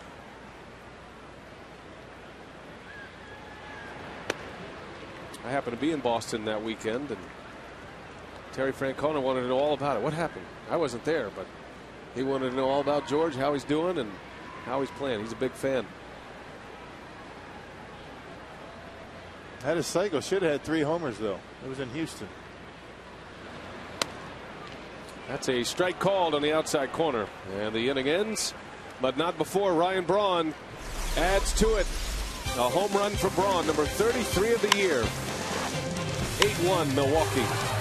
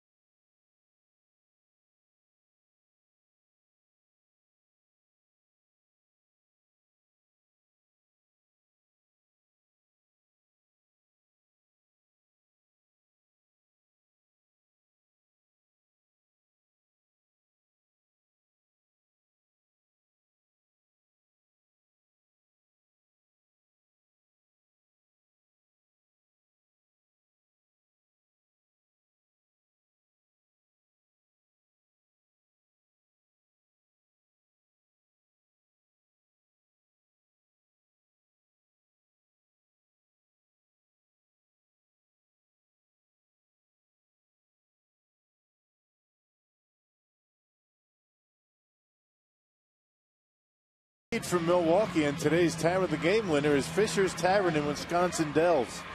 If they call the Brewers in the next 24 hours, they get 40 Miller Lite beer pen tickets to a Brewers home game in April or May of next year. This offer courtesy of the Tavern League of Wisconsin and Miller Lite.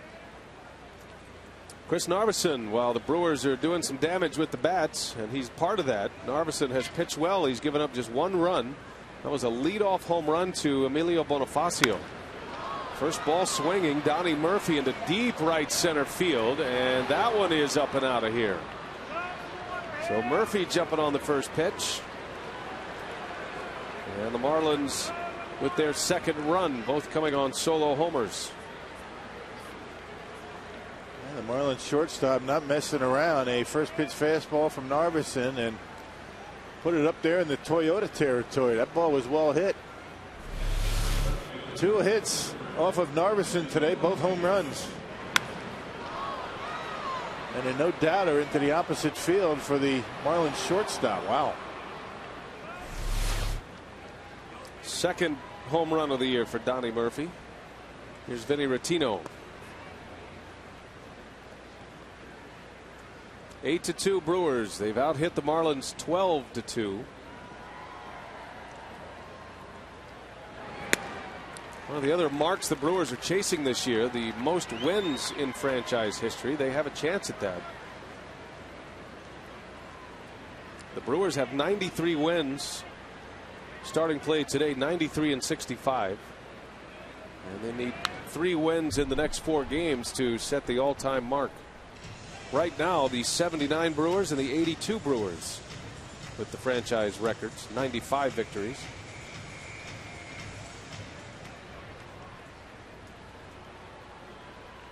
That 82 team is a beloved team in Milwaukee for obvious reasons. A World Series team that year. As Rottino lines one to right, Corey Hart is there for the first out. So you can log on to FoxSportsWisconsin.com for Paul Emmig's coverage of the Packers and Bears today. Check it out now, FoxSportsWisconsin.com.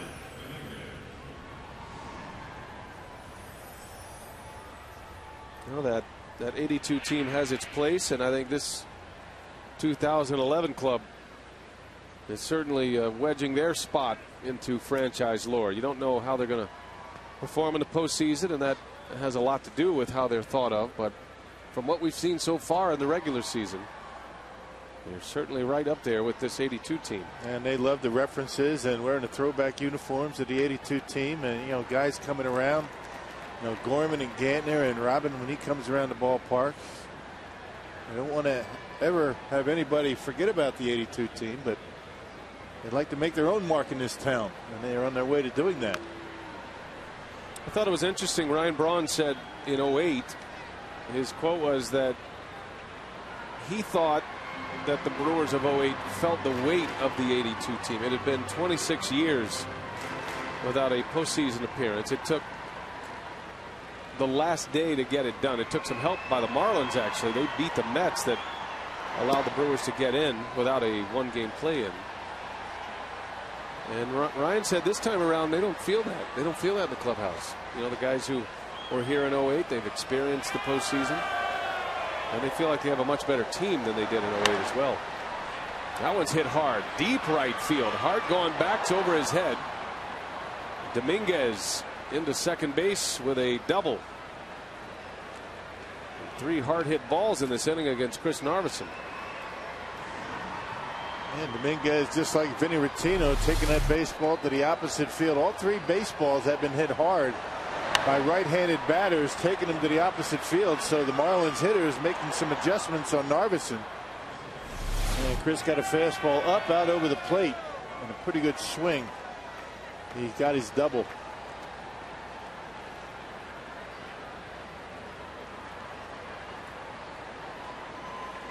And it'll be Gabby Sanchez to hit for Florida.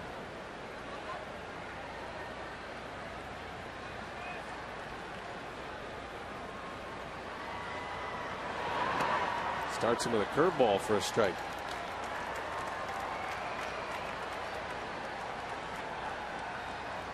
You figure Ron Renicky would love to get Narveson through this inning and perhaps then use some of his guys, in his bullpen. Guys that could use some work. Estrada, Dillard, De La Cruz. Brewers continue to swing the bats. I don't think Ron Renicky is going to mess around too much. The bullpen is starting to move around a bit. Guys stretching out.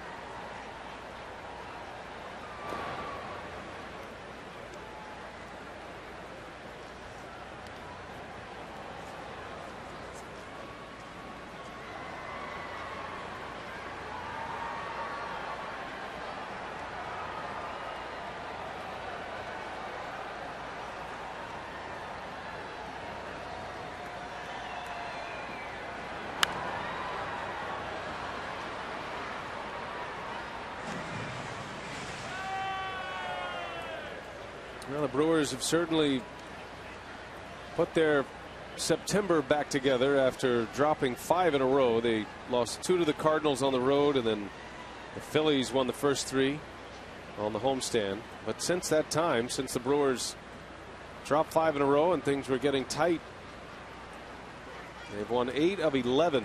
And a big lead here today as Sanchez goes deep into left. Braun is back at the track. He's got it. They got that one down on the trademark just enough to keep it in the ballpark. It sounded pretty good, but Brawny playing deep out there in left, able to haul it in front of the wall. Sanchez just missed that one. And the second out, it'll be Emilio Bonifacio with 2 away and a runner at second base.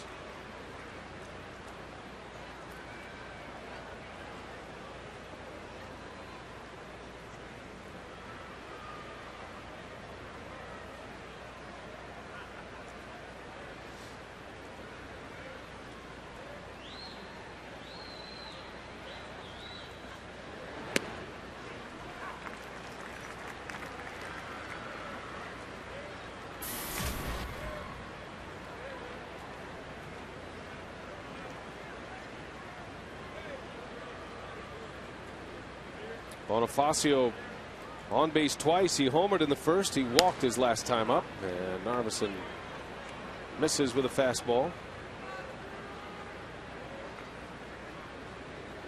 Not easy to pitch with a big lead. You'd much rather pitch with a lead, but sometimes you make pitches that you wouldn't normally make if it was a closer ball game. Certainly don't want to walk anybody. Yeah, that's the thing. I mean, you're going to throw more fastballs because of that. You don't want to be walking batters. That's a surefire way for the manager to pull you before you get your 5 innings in to qualify for the win. So you attack the strike zone early, and hitters know that. They're going up there thinking fastball. They get it and get good swings.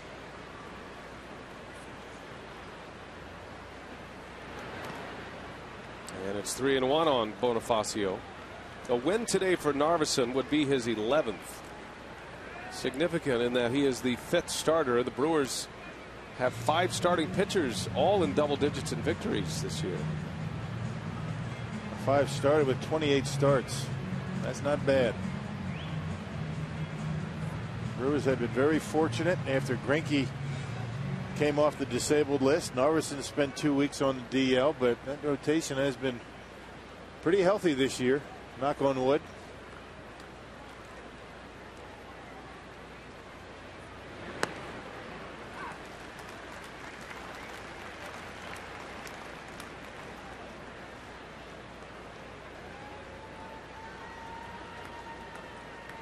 We'll see if Narveson can put away Bonifacio here in the 5th. Rick Kranitz going through the charts.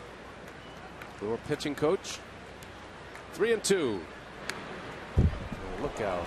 Oh, man. I think that hit one of the fenders down there. Thank goodness for the net.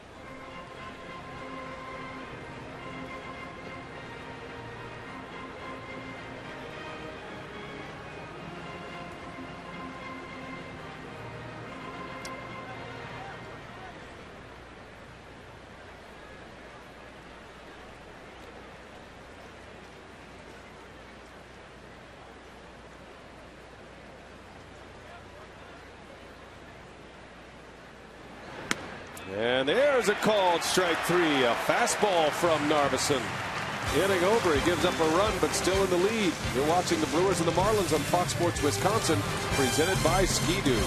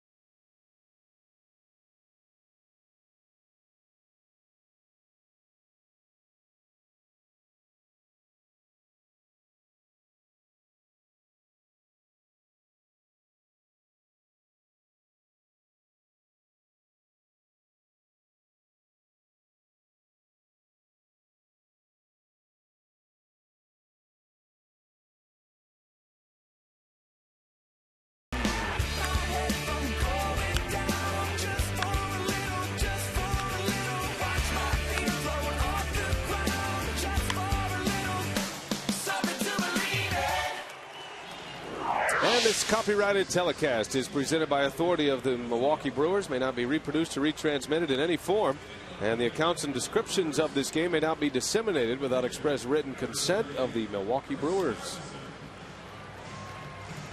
Another big crowd today, a sellout here at Miller Park. Chris Narveson threw 5 innings. He's given up 2 runs so far. And he picked up a strikeout on Bonifacio to end the 5th. 5 punch-outs for Narveson. The new Marlins pitcher, Rock, is Steve Cishek. He's had a pretty good season so far. A 284 earned run average in his 43rd game here today. He's only allowed 1 home run. That ballpark in Florida, Sun Life Stadium, holds the ball pretty well. A lot of these Marlins pitchers have pretty low home run totals. I wonder how the new ballpark will play. Have you heard? I have not.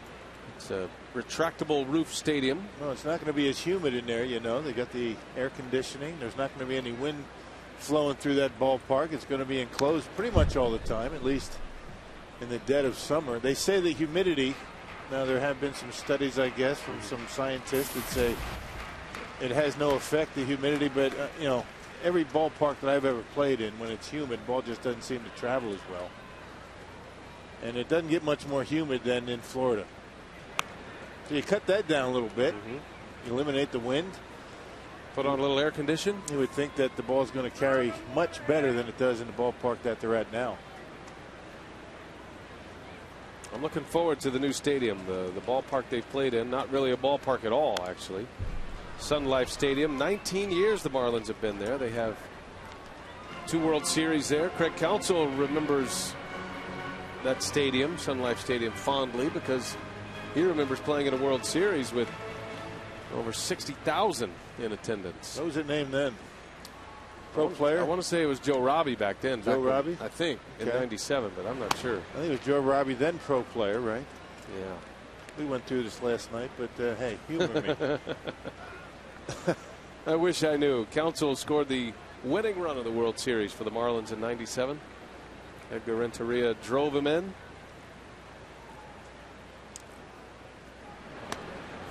Narveson draws the walk.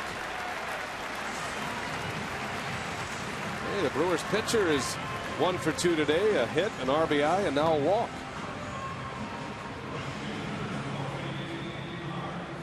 And it'll be Corey Hart.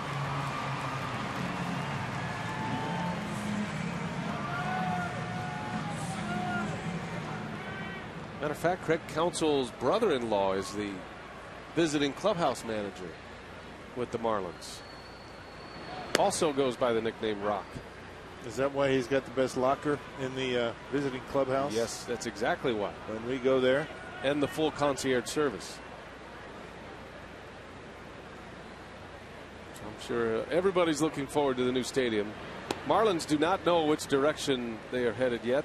They are going to be looking for a new manager.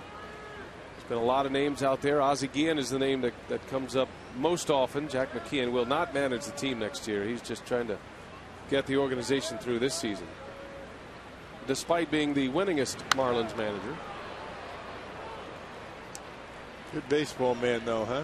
Yeah, Jack McKeon, he's been around, seen just about everything.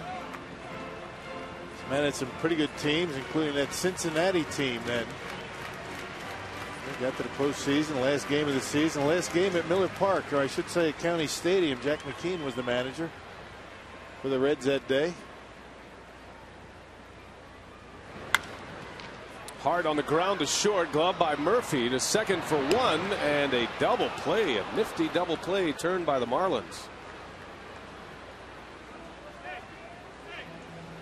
Hey fans, your Milwaukee Brewers are facing the Pittsburgh Pirates in their final regular season series for the homestand this year. That's Wednesday. Get your tickets by calling 414-902-4000 or visiting Brewers.com. Monday through Wednesday, the Pittsburgh Pirates here at the old ballpark. Looking forward to the final 3 games of the regular season. Here's Mark Kotsay speaking of the '97 Marlins. That was the team he broke in with. Wasn't on that postseason roster, but his first year in the big leagues.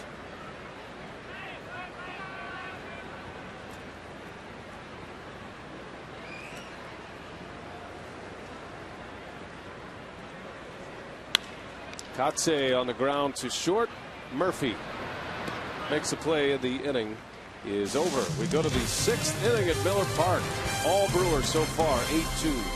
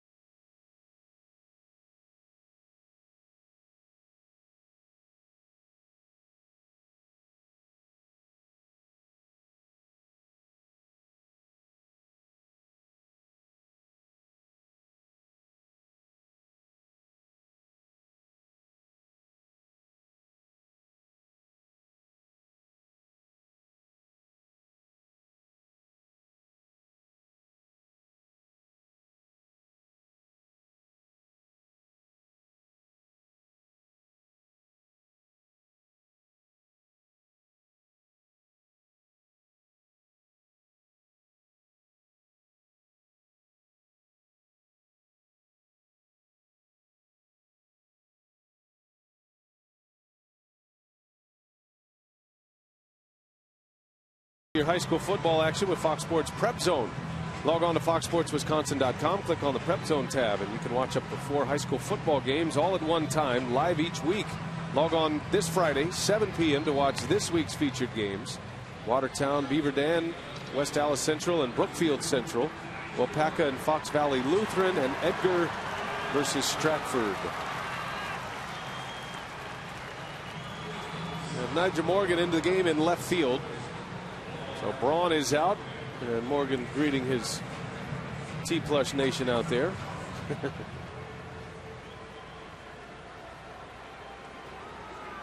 There will be more changes to come, you would figure, next inning. First ball swinging, Infante into left hand. That's going to fall, a base hit. There won't be any more changes if Chris Narveson gives up a few more runs. Marlins starting to get some pretty good swings off the Brewers starter. As we enter the 6th, you would figure that there would be some activity in that bullpen presently. 76 pitches right now for Narveson.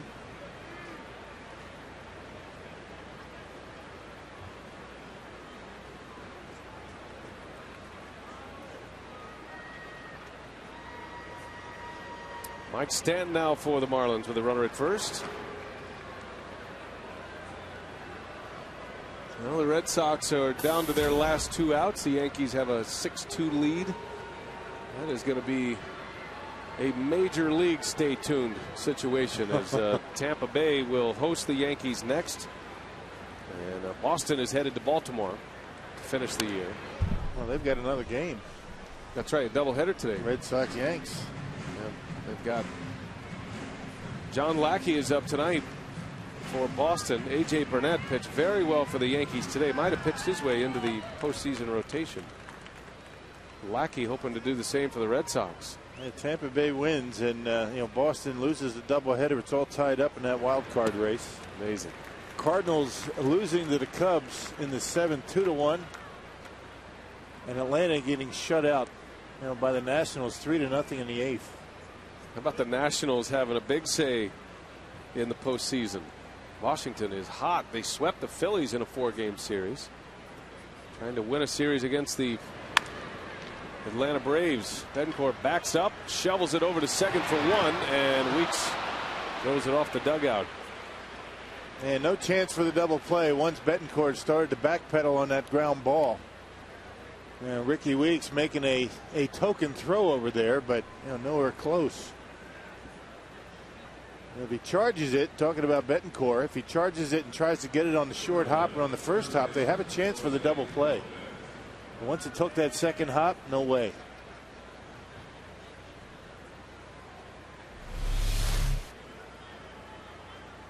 Just be happy with 1 right there, and no chance at 2.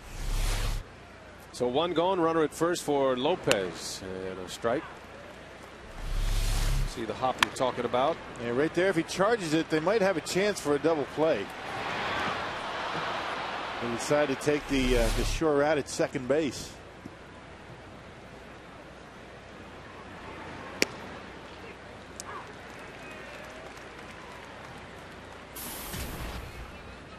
Just to follow up on the Rays, they are leading 5-2. That game's in the bottom of the 8th.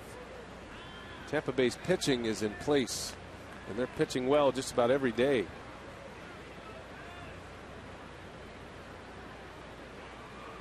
Ron Renicky and Joe Madden, the Rays manager, good friends, former coaching mates with the Angels. You think about that managerial tree from Mike Scioscia. In 2002, the Angels won the World Series title. Ron Renicky was a coach. He was a third base coach. Joe Madden was the bench coach. Bud Black, the pitching coach. And, of course, Scioscia, the manager. And they all manage differently. They all have their own way of getting through games, and all have been successful. I would say Madden and Renicky are most closely aligned. They have the same philosophies about base runners and moving base runners, being aggressive on the base paths.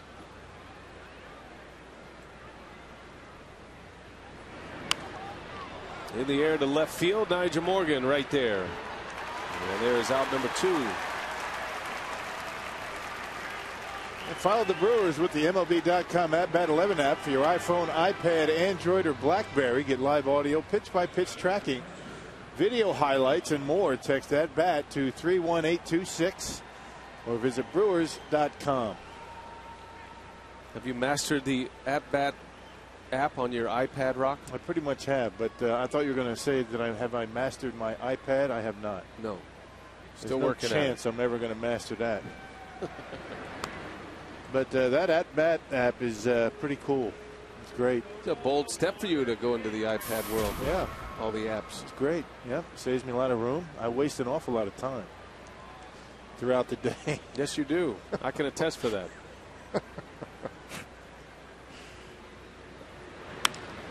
Center field on a line that's going to fall. A base hit. John Buck with a single extends the inning here. 2 on with 2 away. Biggest time waster I've ever had in my life. Is that right? The iPad. Other than me. Other than you. Because nobody can waste your time, at least for 4 hours, better than I can, until the iPad came along. C-Rock, 4 hours on a golf course? That's not true. Whose idea was that? Right. Why'd you bring me out here, B.A.?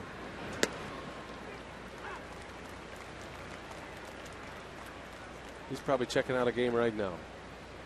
Hey, the Red Sox are down in the 9th. Yeah. They've really struggled lately. Matter of fact, it's over. Yankees win. Good baseball watching over the next 4 days, huh? And who would have thought, right? I'm telling you. What a collapse. The Red Sox and the Braves. Yeah. 2 weeks ago, it looked like a foregone conclusion. You know, just about everybody was looking to wrap things up, but not the case. Wild card's still alive and well in baseball. At one point, Atlanta had a 10.5 game lead in the wild card race. The Brewers also had a 10.5 game lead in their division. It got down to 4.5 at one point. Back up to 6 beginning play today.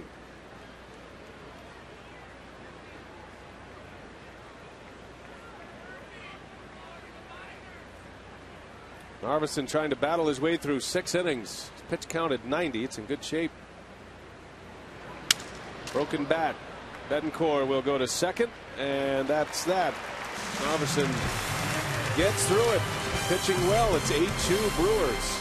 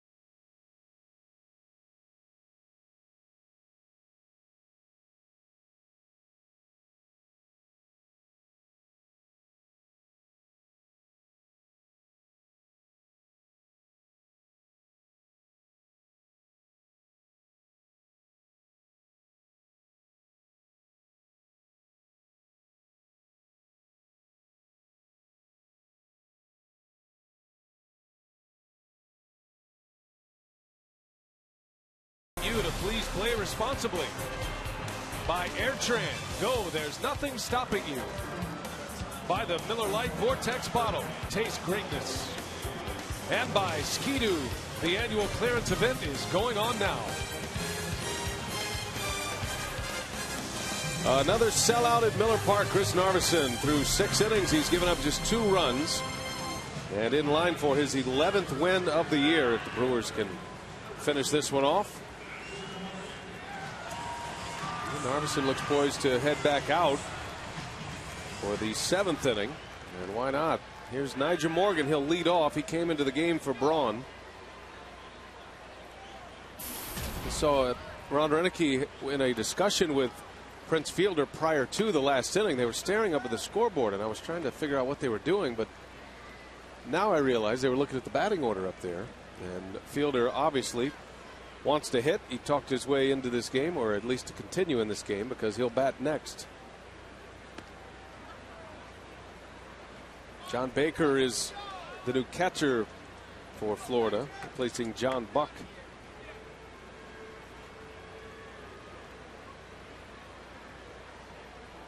Morgan's first at bat. Haven't heard a lot from Nigel Morgan. He's kind of simmered down the Tony Plush talk. I think he realized the ball club's in a pennant race and certainly doesn't want to distract from the team. He still has the great personality. I mean, you can walk through the clubhouse any day. He's the same guy. That's the one thing about Nigel. It's not an act. Right. He really thinks he's Tony Plush. I wonder what he's like in the offseason. That'd be a good documentary, wouldn't it? Maybe a reality show. I give him a lot of credit for kind of turning the tables a little bit, understanding the position he's been in. He's never been in a pennant race before. Yeah, with all the antics and all the Tony Plush and all the things that people like about Nigel Morgan, he's a heck of a player. He's had a tremendous year, and he's made a big impact on this team in a lot of different ways. Played very good defensively, anywhere in the outfield. He can run. He's got that batting average over 300. And he's really relaxed this group, I think. I mean, you're more right. than anybody else. I mean, he has a good time coming to the ballpark, win, lose, or draw.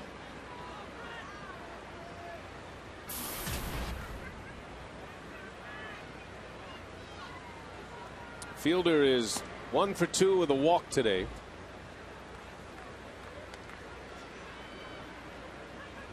Looked like Prince had an RBI in the first inning. He hit one sharply, but the second baseman Infante robbed him of a hit and a run batted in.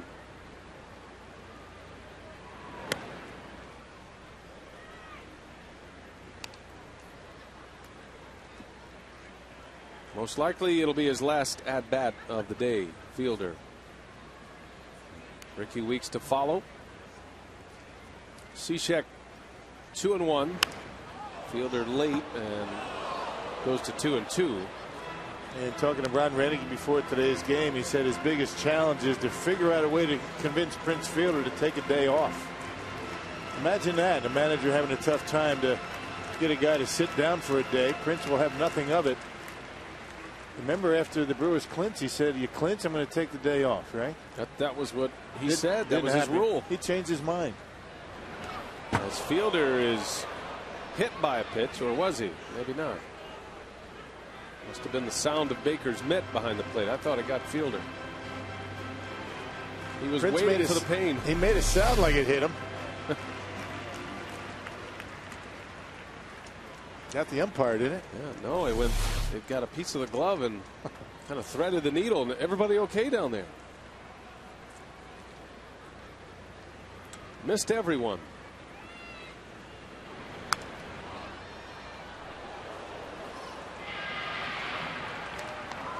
Fielder takes great pride in playing every day.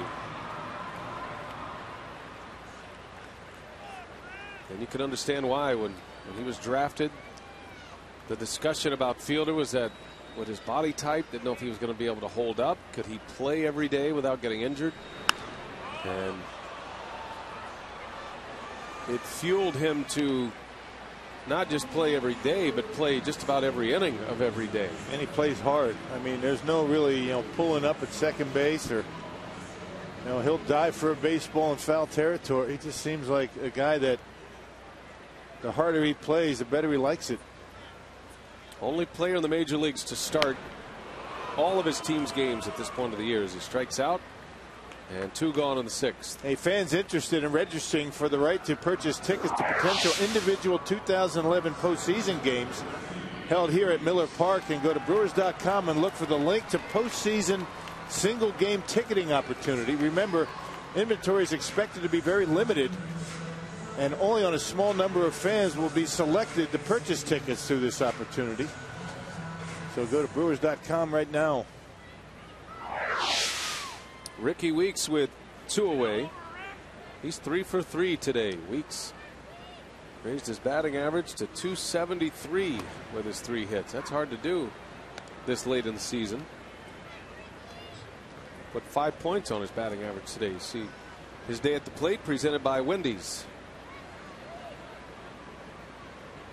All singles. He drove in a run in the 3rd. In the air to right. Back is Stanton. And with room, he's got it for the out. 3 up, 3 down for the first time today for the Marlins. To the 7th we go. 8-2 Milwaukee.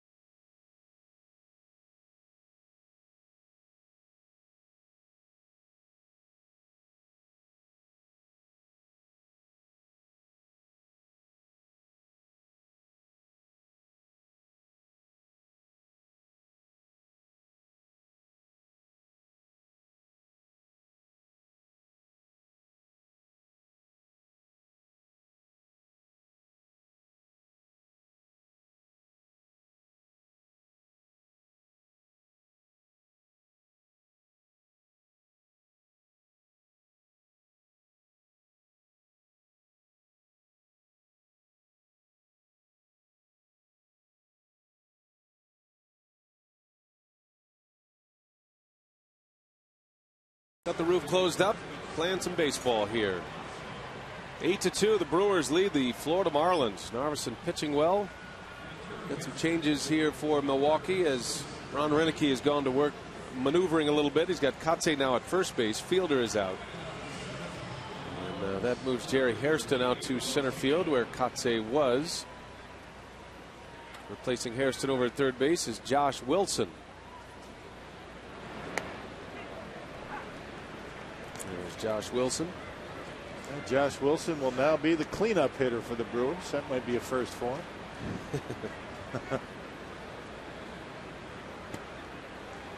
So Braun and Fielder are out.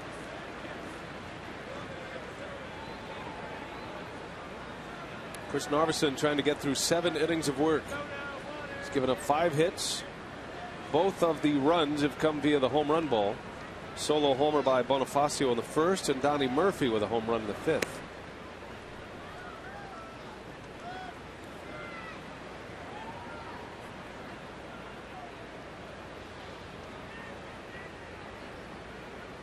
Narveson with 3 walks, but he hasn't walked a batter since the 3rd.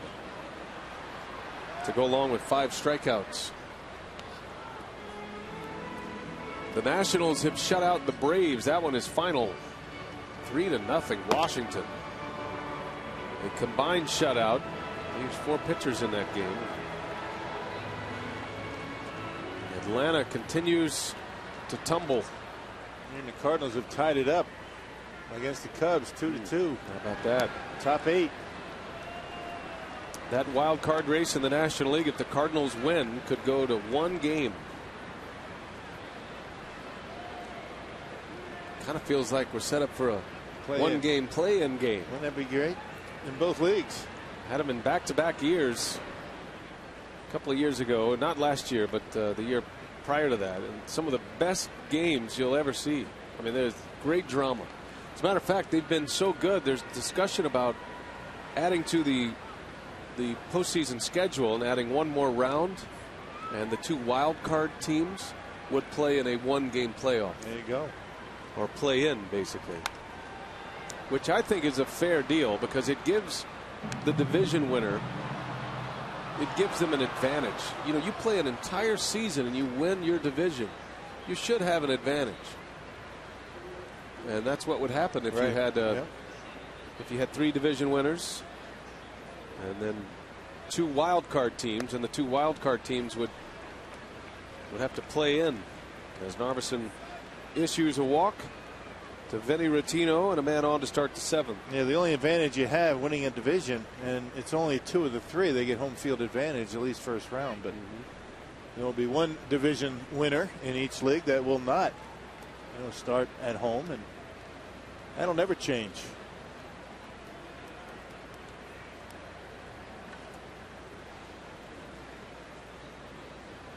Matt Dominguez. Big swing and a miss. Our Toyota game summary if you're just picking us up. Brewers with 3 in the second, 4 in the third. And 8-2 is the lead. Narveson has gone 6 plus, trying to get through 7. Ryan Braun with a home run. Braun out of this game, he goes 2 for 3 today, hitting .333 for the season. And starting to separate himself from the nearest challenger, Jose Reyes, who had a matchup with Roy Halladay today. Halladay still working on was working on a shutout. The Mets have just scored 3 runs in the bottom of the 7th. It's 9-3 Philadelphia. The Mets are still batting. And Reyes is 1 for 3. So he's hitting .330.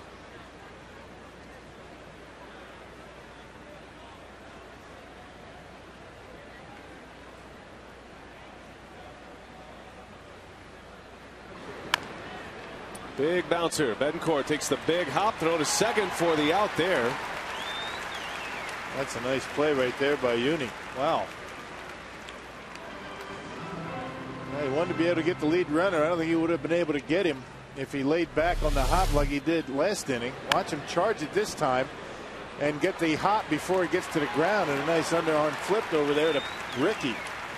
Ricky this time realizing no chance for the double play. He just holds on to it. Just slings it over to Ricky Weeks for the out. Right on the money. Yeah, good play. Betancourt's been better than advertised defensively this year.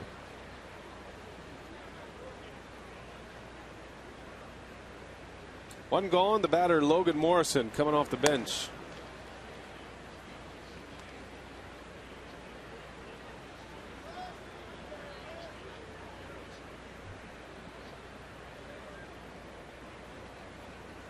Well, how many times have the Cardinals been written off this year? They just they keep plucking away, but you have to put a lot of that on the Atlanta Braves. Right. I mean, they allowed them in. Yeah, there's no way they could have caught the Braves without the Braves kind of self-destructing, which they've done. And it's not just been the pitching either. They've had a tough time scoring runs. The Cardinals, if they did have a 1-game play-in, they would host the Atlanta Braves. They don't do coin flips anymore. It goes on the head-to-head matchup, and then the next wave of the win-loss is in your own division. So whoever has the best record in your own division. If there was a play-in game, it would be Thursday, and it would be in St. Louis. American League would start Friday, and then the National League Division Series would begin on Saturday.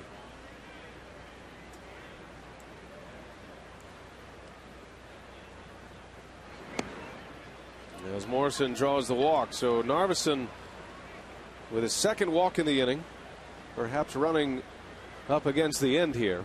They have 5 walks now for Chris. 5 walks, 5 hits. And back to the top of the order, Emilio Bonifacio.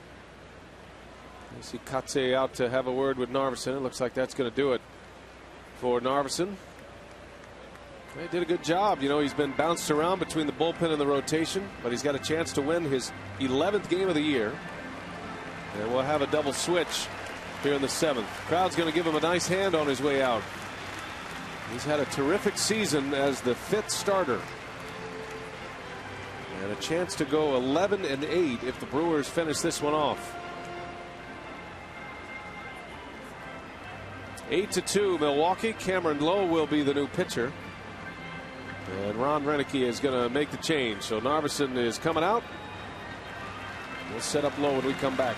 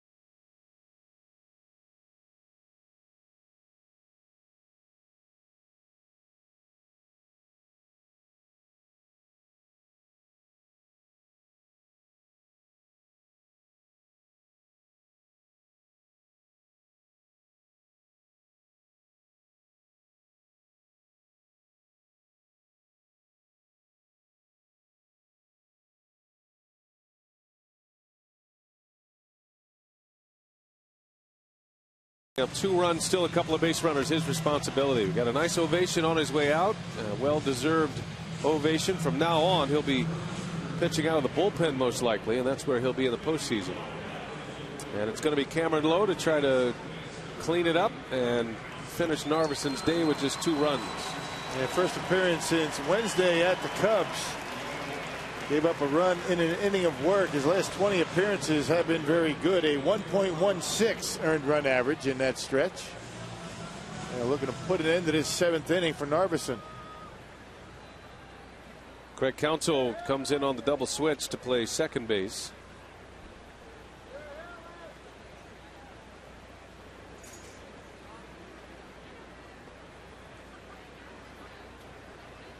Emilio Bonifacio with 1 out.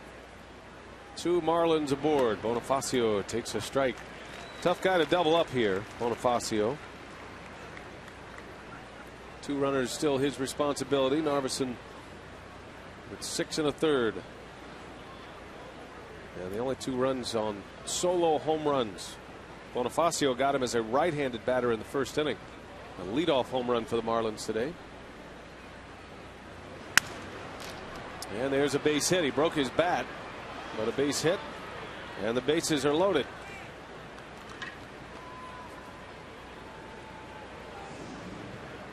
He just continues to make good contact. Very tough guy to strike out, and a pretty good pitch by Cameron Lowe. He just goes right with it into left field. Didn't hit it very hard. Bonifacio with 7 hits in the series. 2 for 3 today with a walk. And here is Infante. Now you want your ground ball. Infante has good speed as well. Not the speed of Bonifacio. That one's ripped left field. That's trouble. Back is Morgan. It's over his head. 1 hops off the wall. 1 run will score. 2 runs are in for the Marlins. And it is an 8-4 game as Omar Infante on the first pitch with a double and 2 RBIs. And now the big guy's coming up. First hit of the day for Infante. Actually, 2nd hit of the day. And a fastball right down the middle up in the strike zone, and he centers on it well. 1 hops the wall with the bases loaded. Bonifacio is thinking about scoring, but down by 4. They hold him at 3rd base. Well, the 2 walks issued by Narveson come around to score. And that'll finish his line today. 6 1/3 with 4 earned runs for Narveson. And now a big home run threat at the plate, and Mike Stanton, and a long ball here makes it a 1-run game. And the Brewers are without their big boppers for the rest of the day. Braun, Fielder, Weeks.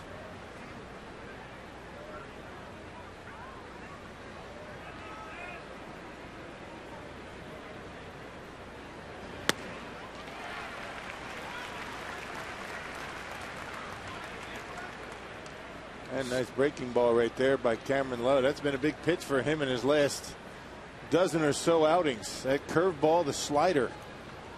Both of them have been very good. Stan has had trouble with that breaking ball in this series. Yeah, good block from Kataris. Ball and 2 strikes.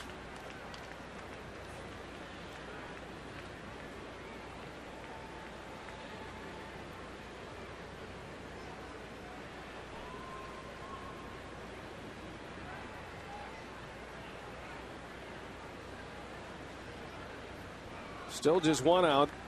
2nd and 3rd for the Marlins.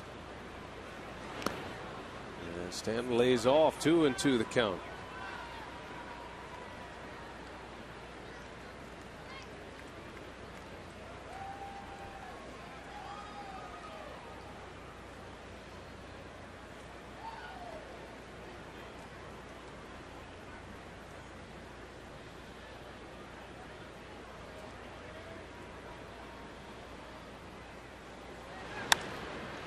Down the right field line, that is slicing foul in the seats. Some kind of power with that young man, huh? Scary bat speed. Off the end of the bat. He was late on it. And almost hit it out of here to right. He hits him as far as anyone.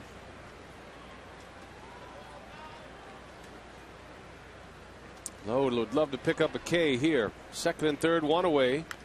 And he just got a piece. That was a good sinker right on that outside corner. I'll tell you, Stan did a nice job just staying alive on that one. Brewers playing the infield back as they should. They give up the run for an out. See what he does with him. 2-2. Foul tip, a breaking ball right there. He just got a piece again.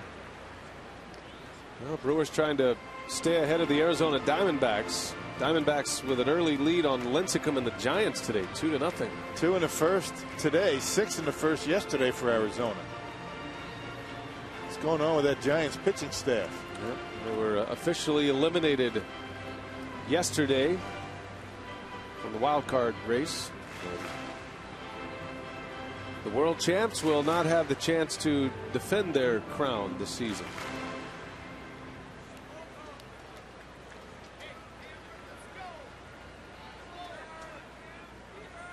Another 2-2 to Mike Stanton.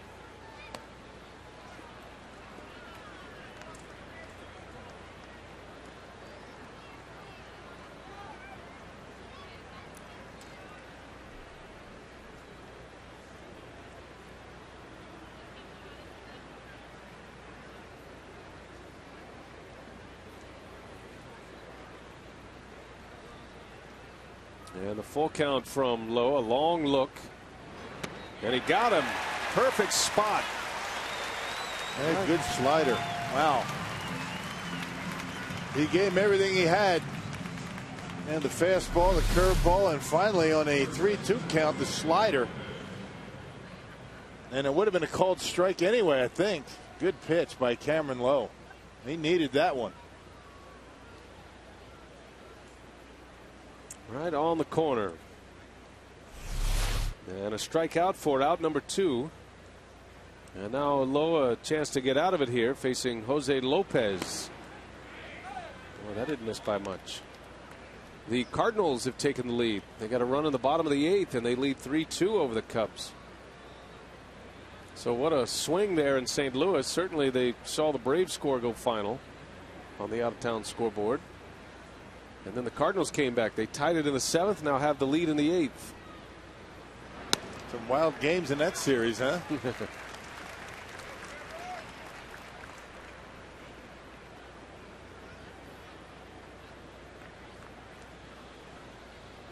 It was Rafael Furcal who hit a home run in the 8th inning to give the Cardinals the lead.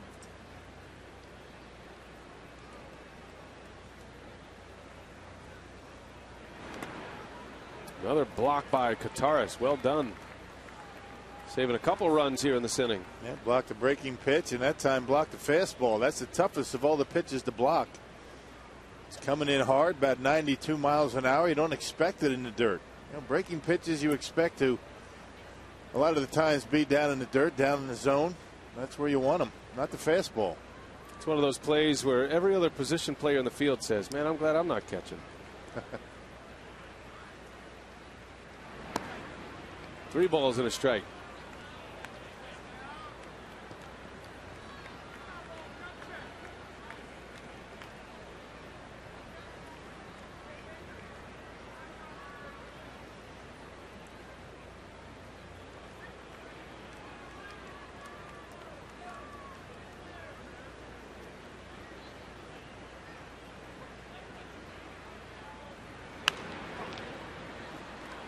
Lopez in a full count. How about a text question, Rock?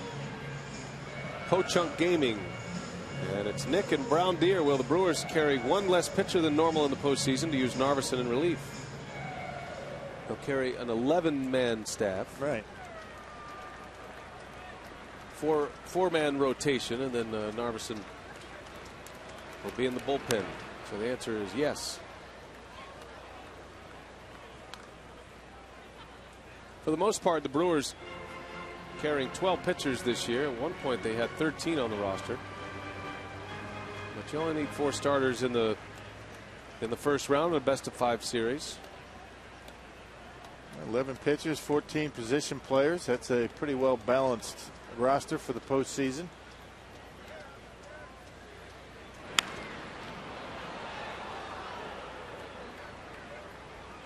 Got 4 starters, 7 relievers, and that allows a little flexibility on your bench with position players. It's more important in the National League than it is the American League, because there's a lot of matchup scenarios in the postseason in the National League.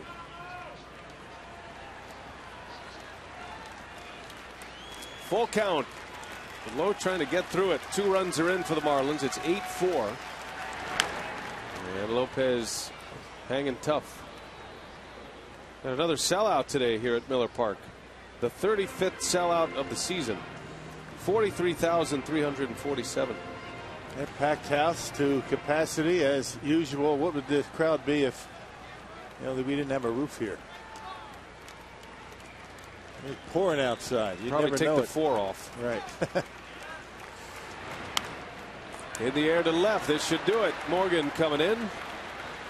And the side is retired. The Marlins get a pair, but that's it. It is 8-4. Bottom of the 7th. And it's time for God Bless America. We turn it over to Rob Edwards in the Miller Park Public Address System. Baseball, as we honor our great nation with the singing of God Bless America, led by Martina McBride. God bless America, land that I love. Stand beside her and guide her through the night with the light from above. From the mountains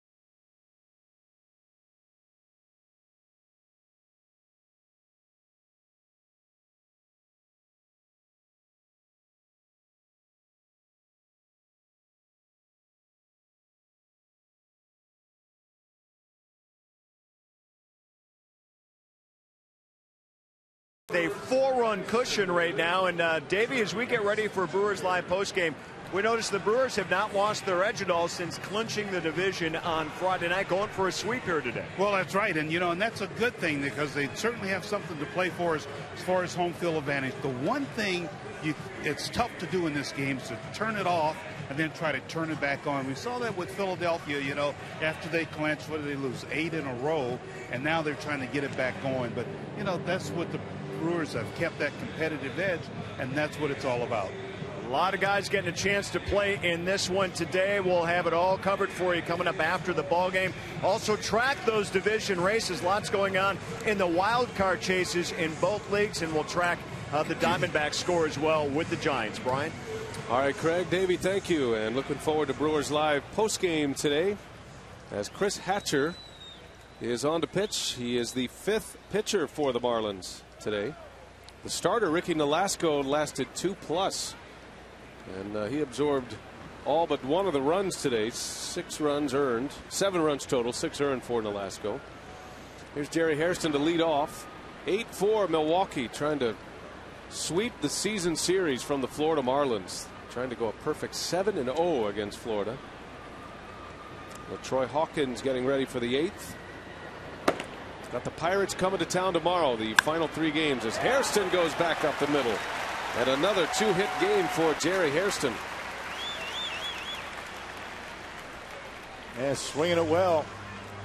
Hairston get on top of that high fastball. Now Hatcher, a kid that was called up from Double-A Jacksonville on August 18th. This is the second time he's been with the Marlins this year. There's no Triple-A for him. Double-A to the big leagues. He's got big league facial hair working. Got the chops. Reminds me of remember Scott Linebrink? Oh yeah, when he was a Brewer.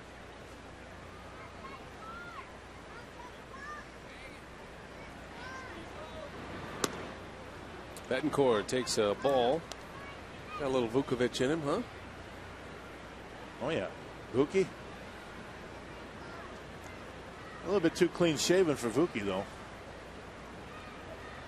The mustache, just a part of the mystique of Pete Vukovic. There's the other stuff hanging off his face that really intimidated the opposition. Right. I think I read something about Vukovic. Did he perhaps go to the Mariners? I'm not sure. I don't know if that was a discussion or if that was being talked about. Not sure. He's been with the Pirates many years, and we haven't seen Vuk this year. We usually see him from time to time, but just hasn't worked out. That's too bad.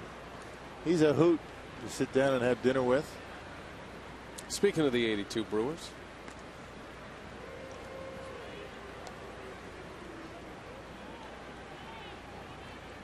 I think that was the part of the Ron Renicky experience when he arrived in spring training. And these players, they always talk about spring training, how great spring training was. So that's where it all started. Ricky Weeks made that reference. Prince, Braun.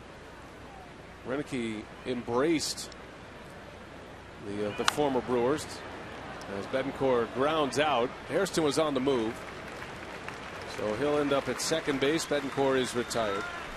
Not that other managers haven't. They certainly have. But one of the first requests that Renicky made was to Robin Yount. He wanted him not just to come and be occasionally a part of spring training. He wanted him in uniform and to be there every day.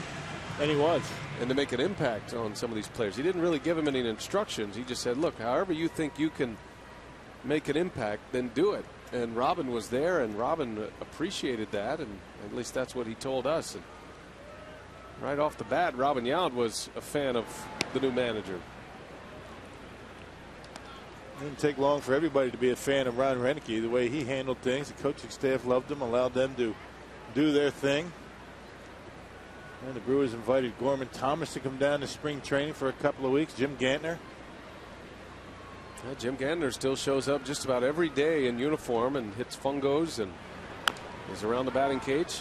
Little tapper, and this is going to go for a base hit. George Kataris with an infield hit.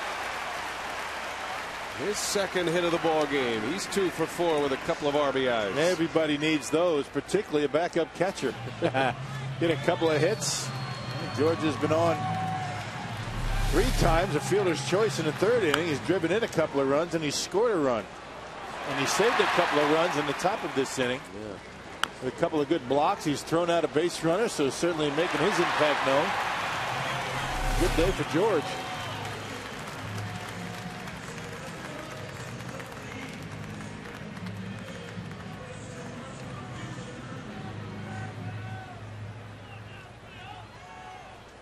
So 1st and 3rd, it'll be Craig Counsell.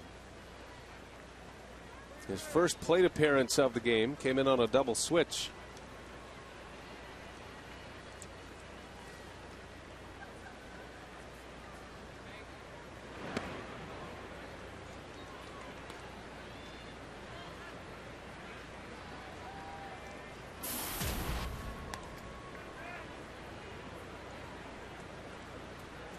Well, Counsell, a man who has been there. He has a World Series title with the Marlins.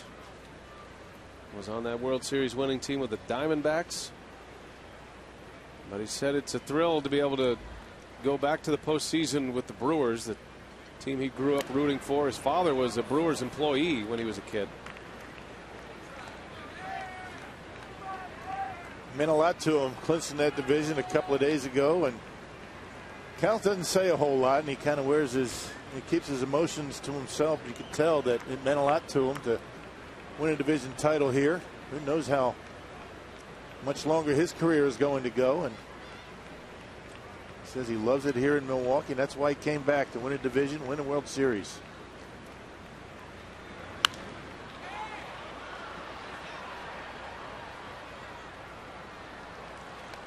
Counsell is the franchise leader in pinch hits and pinch hit at bats. This is not a pinch hit at bat. It is his first at bat, but he came in defensively.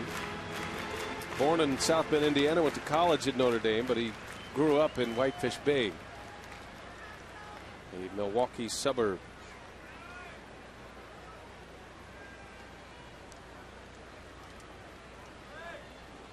One and two on Counsell. 1st and 3rd with one away, and Counsell fouls it back.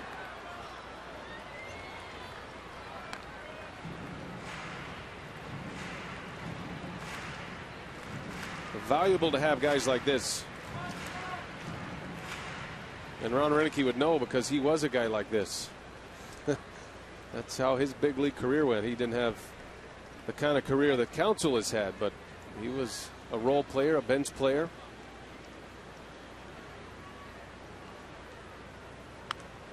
And it's just like Bill Schroeder up here in the booth has a soft spot in his heart for backup catchers and catchers in general. Renicky has the same with backup position players, and I know they feel that. You know, you talk to Josh Wilson or Counsell, Kotze, they all talk about that notion that their manager is one of them. You know, you try to put yourself in that group. Understand what they go through on a daily basis, trying to stay sharp, you know, taking the extra batting practice. And a guy like Counsell is going to take ground balls all over the infield every day. And it's tough to compete at this level when you're not out there very often.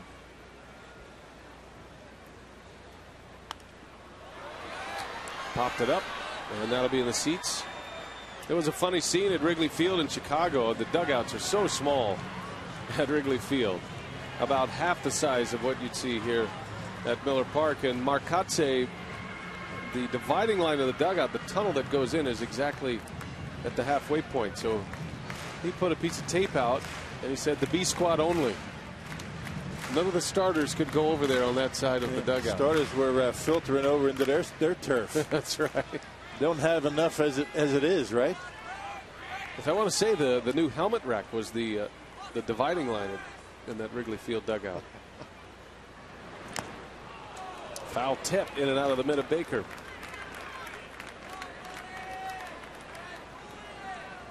Another good reason to have a helmet rack in a dugout.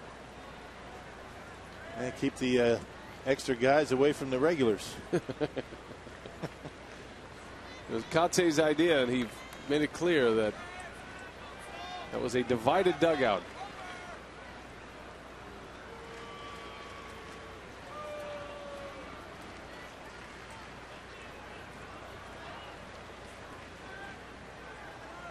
First and third. Counsell a battle here. He's down in the count, a ball and 2 strikes. A bouncing ball. Infante to second and has trouble getting it out of his glove. That's going to bring a run in for Craig Counsell. An RBI for Counsell. He reaches on a fielder's choice, and it's 9-4 Brewers. Yeah, good for Cal. It's a good battle. And again, you don't get many at bats. Not sure how many at bats he had on the last road trip. First at bat in this series, able to put the ball in play and drive in a run. Brewers have a 5-run lead. It might have been close if Infante gets rid of it right away. Just didn't have a handle on it. Had to make sure it won, made sure he had a good grip on the baseball. 2 gone and a runner at first for Corey Hart, who is 1 for 3 today with a walk and an RBI. Hart with 60 runs batted in.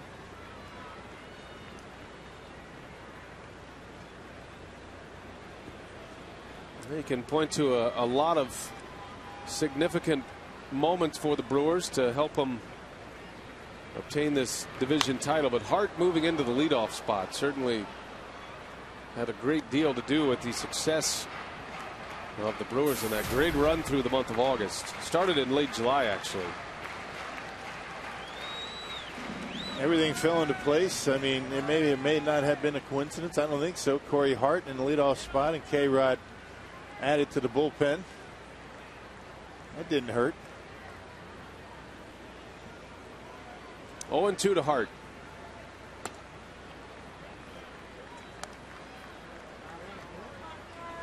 The Brewers are 12-9 in the month of September.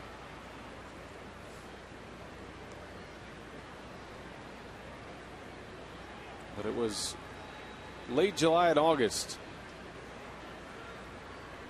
that put them ahead as Hart strikes out and the inning is over. We go to the 8th. 9-4 is our score. The Brewers lead it. You're watching the Brewers and the Marlins on Fox Sports Wisconsin, presented by Ski-Doo.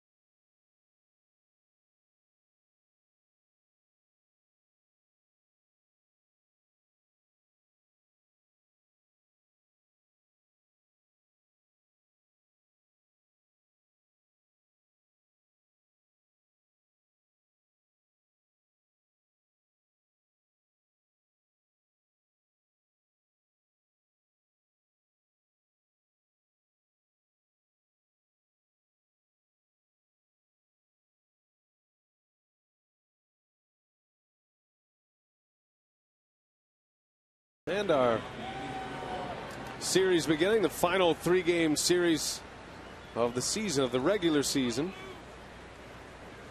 Cameron Lowe back on the mound. He'll start it in the 8th.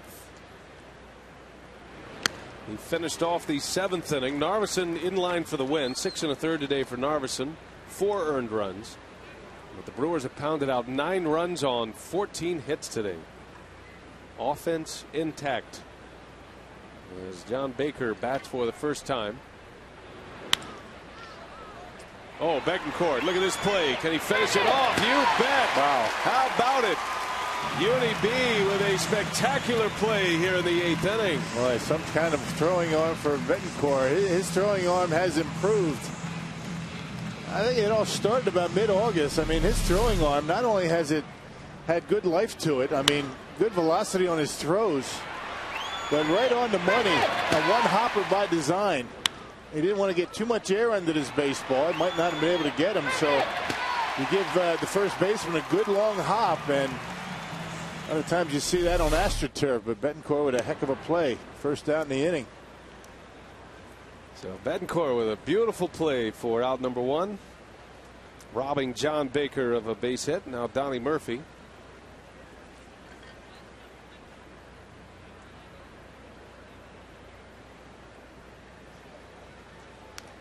I'm sure even Mark Kotze in his wildest imagination never figured he would have that little activity at first base this year. I mean, you kind of think, well, I know Prince Fielder plays every day, but does he play every inning of every day? And the answer is basically Fielder.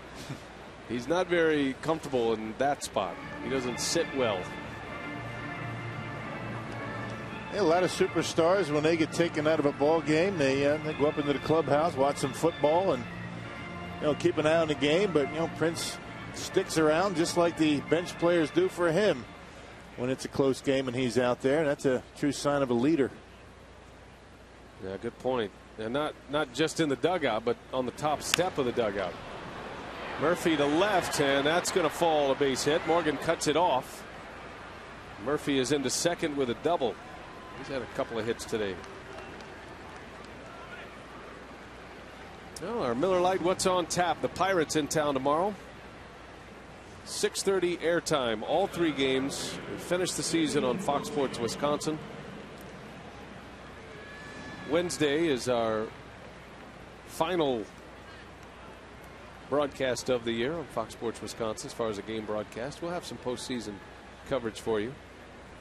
So that's tomorrow, Monday, Tuesday, and Wednesday. Right. To finish the season. I think Wednesday is going to be a bow tie Wednesday. Oh, is that right? Are you in? Are you buying the bow ties? Are you in? You going to let me know? I'm going to have to. I've got plenty of bow ties, all colors, shapes, and sizes. Really? So that's not going to be an issue. You're not going to have to go to the hip. Okay. I've got about 10 of them at home. Well, then we should do it. But only if you can get Craig and Davey to do it. Somebody's got to be the leader. Well, Craig already has done the bow tie with me one year. Oh, one is that day. right? Yeah, when you were gone for one game, and Well, I Craig didn't know about that. filled in. Yeah, like a little potato sack And a partner bow going right tie there. on. I know Davey's already asked me if I had a tie for him. Oh. The trick is Telly. Are we going to be able to have Telly buy in? Telly's a loose cannon. He's the wild card.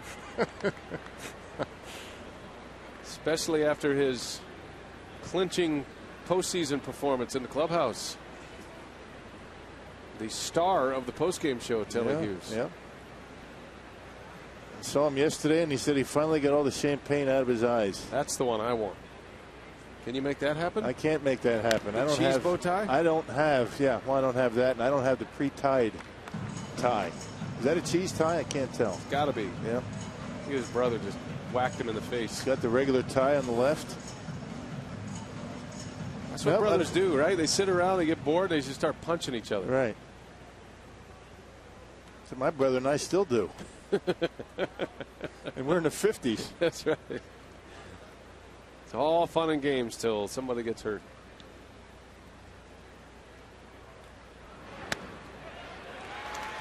So there's a strikeout. Cameron Lowe ties up Rotino. And the second out. So you in or out? I'll ask you. It's a team building thing? I'll ask you tomorrow. No, okay? man. All right. Team building? I just need to know what color scheme everybody's going to be I wearing. got to remember how to do a bow tie. I wore one on the air once, and I had to go online to learn how to tie a bow tie. I'll tie it for you. No, I think it's a personal thing. That's right. Okay. Good. You're on record then. You're in. Is that what I said? I'm in?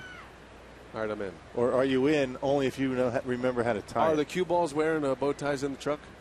if they want to. They should. We should get a camera in the truck Wednesday. I don't think I've ever seen them in ties. Do they have ties? I'm not sure about that. It's a minimum dress code in the truck. Bare minimum. Cover up the essentials and you're okay. Flip-flops and Speedos. Well, then I'm not tying their tie then.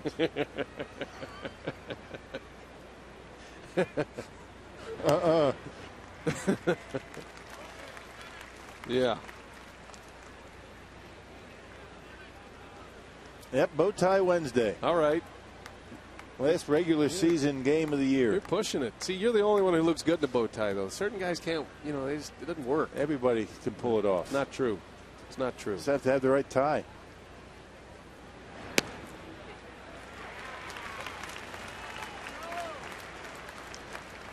This is starting to sound like a setup, maybe. Like it's not what? a setup, is it? What do you mean? Some kind of practical joke? You'll be the only one with a bow tie? That's not going to happen. You know I like wearing them. Last game of the season, that's certainly a special occasion. I think you should. That should be your thing from now on, the bow tie. Only on special occasions. That is going to fall for a base hit. Dominguez with an RBI double. And the Marlins put a run on the board. 9-5 is the score. Dominguez with his second hit and his second big league RBI. Yeah, not a bad pitch by Lowe. But Dominguez able to pull the hands in and shoot it into right field. And the Marlins get that run back. Didn't hit it all that well. Got it down on the handle a little bit. It looks like it's going to be the end of the day for Cameron Lowe. So Renicky will make a pitching change. This is not something he's had to do a lot of mid-inning. We'll set up the new Hurley when we come back. It'll be Hawkins out of the bullpen.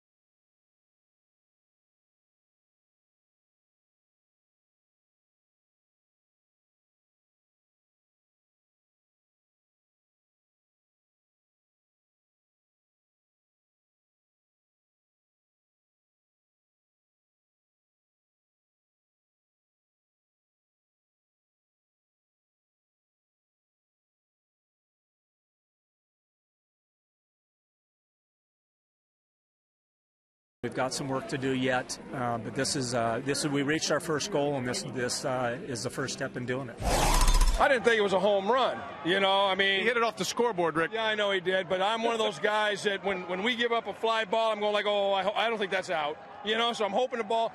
But you know what? His reaction said it all, and I think it just, as soon as we did that, I talked to Dempster. Right before we left, he said, "Don't worry, man. I'll take care of St. Louis. I got those guys. I got to text him when I get in and tell him thanks a lot. I heard he made some big pitches late in the ball game." He's definitely probably the best hitter I've ever seen. Being right-handed, have to deal with right-handed pitching, and do what he does, and to do it deja vu like we did in 08 to hit that home run in the bottom of the 8th inning again was unbelievable. I mean, that ball was as far as anybody's going to hit a ball in that situation. So. It was, something we dream of as kids, and he's done it a couple times within 4 years now.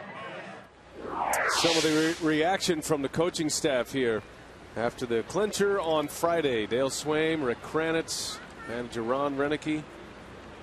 What a special night it was. Great memories, and still a lot of laughs, a lot of discussion about that night, and it's great coverage too from our terrific crew here, and able to bring you those sights and sounds. And we appreciate the open window to stay on the air, because it was a 27-minute gap between the end of the Brewers game and the end of the Cardinal Cub game, so we were able to stay on the air, and it was fun.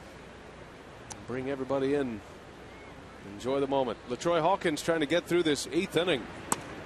It's Greg Dobbs pinch hits. So new pitcher, new hitter. Marlins are within 4. It's 9-5. This has been a slow-moving ball game. Brewers are trying to sweep the Marlins and sweep the season series from the Marlins. They took 4 in a row in Miami in June.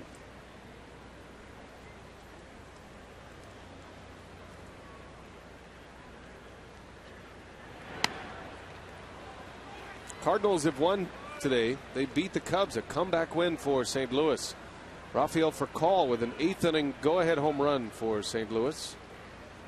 And a 3-2 victory. The Braves lost. They were shut out by the Nationals. That is a 1-game Atlanta lead in the wild card race. Man. 1 game. From 10.5 up to 1 game up in less than a month. Yeah, Dobbs draws a walk. Yep, 1-game lead for Atlanta, half a game lead for the Boston Red Sox right now. A Tampa Bay win, a Red Sox loss, and there it is.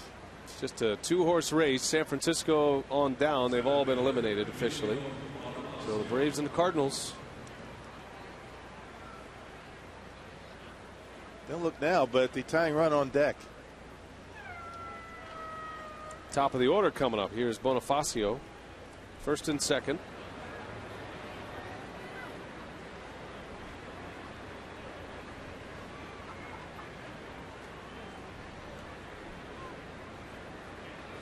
Two on with 2 out. Hawkins in for Lowe, and there's a strike to Bonifacio. Yeah, that bobble double play in the last inning, allowing the Brewers to score an insurance run coming up big. Bonifacio would represent the tying run had the Brewers not scored that one.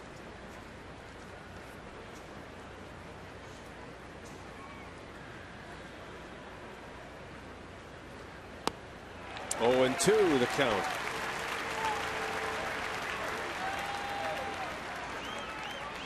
Emilio Bonifacio, 7 hits in the series, 2 today with a walk, a home run in the first.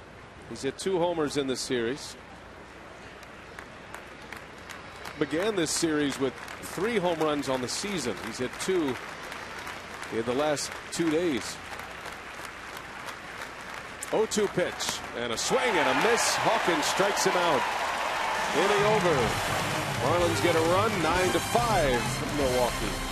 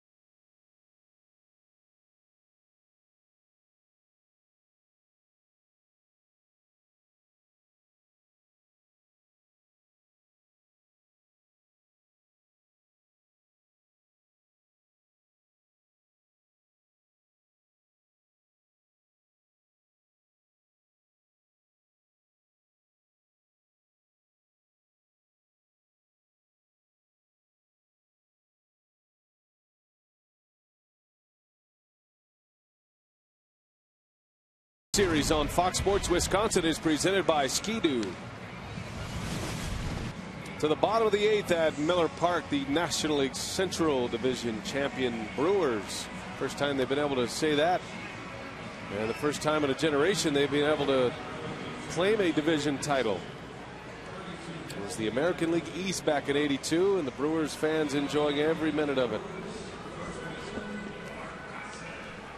Mark Kotsay will lead off. New pitcher for the Marlins, Clay Hensley, who was the man who served up the decisive home run on Friday night. Ryan Braun's 3-run homer came against Hensley. Man, rough year for Hensley. You can see that earned run average of 5.27.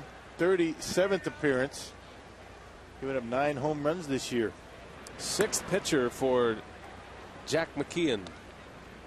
Hensley's made 9 starts this year.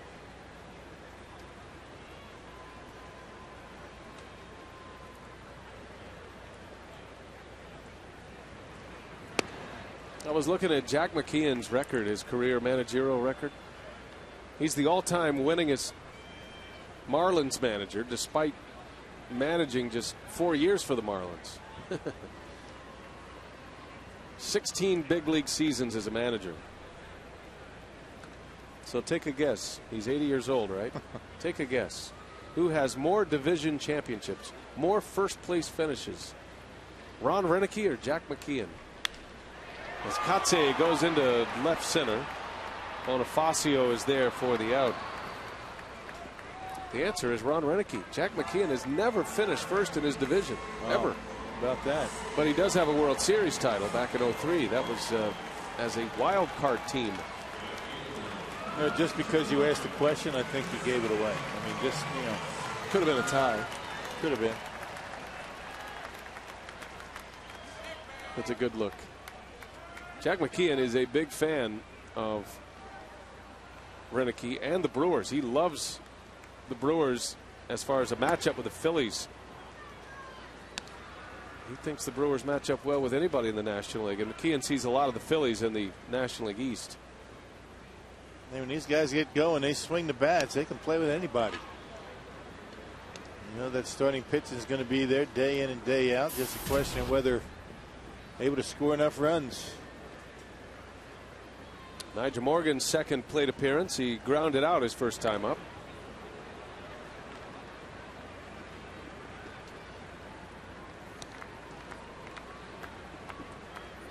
Morgan calls it his Sunday best when he wears the pant legs down to the shoe tops.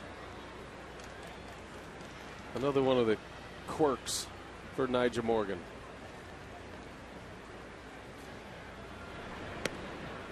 It's a breaking ball that missed. How'd you like Morgan's SWAT helmet for the clinch? I loved it. That took a little work. He had the logos on it. Arts and crafts at home for Nigel. Or do you think he had somebody to do it for him? I don't know. It's hard to say because every day you show up in the clubhouse, there's another box.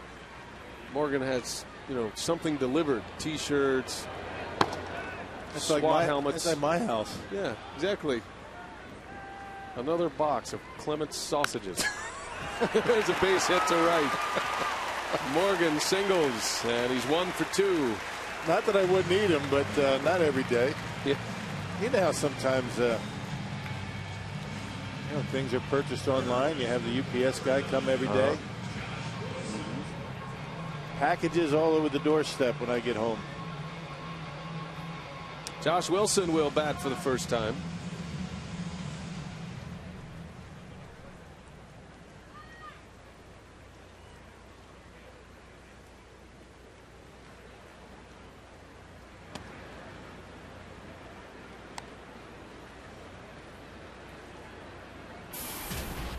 What if that Central Division Championship hat is in a box somewhere headed to your house? That'd be nice.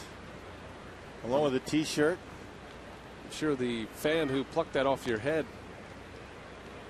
Are we sure it's a fan, or I don't could know have if it been was a fan. I was on my way down the stairs into the dugout on my way to my car, and I was locked in on hitting the exits and just was gone. That could be it. I will tell you one thing. That is, it smells like champagne. among other things. As Wilson pops it up. We've been, building a timeline, just trying to get to the bottom of this. And dude, there you go. Look at the stogie. That was one of the Rick Kranitz cigars. That's a great look. That's a great shot. Matter of fact, I'd like to have that one. As opposed to the other one we had with Ryan Braun. Terrible. I looked like I didn't really know what was going on, which is the case. Anyway, I can get a still shot of that. I'd like to frame that one. That was a good one. Looked very intimidating there. Looked very content. Very boss-like. Very content. You look like the boss man. That's what a cigar will do for you.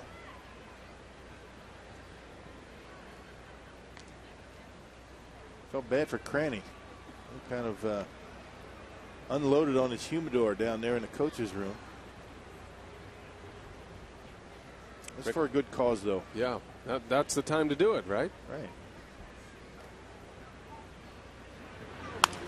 Taylor Green pinch hitting, and that will retire the side. So we go to the 9th already. The Marlins coming up. Last call. Which one do you like better? I'll take the one on the left. I like that. I like that.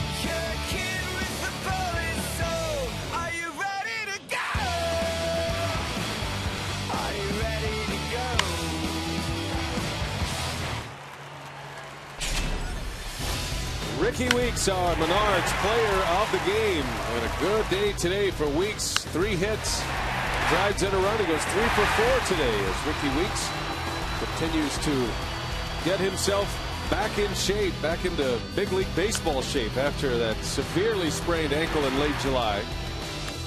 Well, the Brewers done a nice job today. 9 runs on 15 hits in this game. 9-5 is the score. We go to the 9th inning as Ricky Weeks, for the first time since coming back from the disabled list, our Menards player of the game.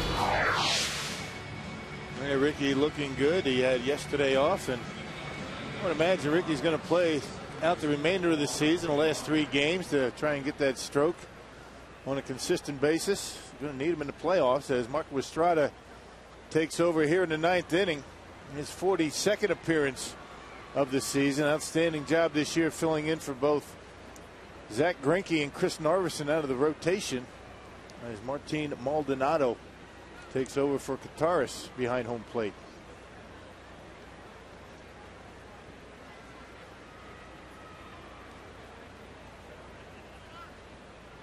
Well, Estrada in the 9th. Hawkins goes a third of an inning, gives up a walk and a strikeout, and protects the earned runs for Cameron Lowe. Lowe finishes with an inning and 2/3 and 1 run. And Estrada to try to close the door here today on the Marlins. Betancourt again, nice easy hop and a good strong throw for out number 1. Infante retired. Chris Narveson started today, went 6 1/3, and he is in line for his 11th win with 2 more outs. Back-to-back years for Narveson with double digits in wins. Not bad for a number 5 starter.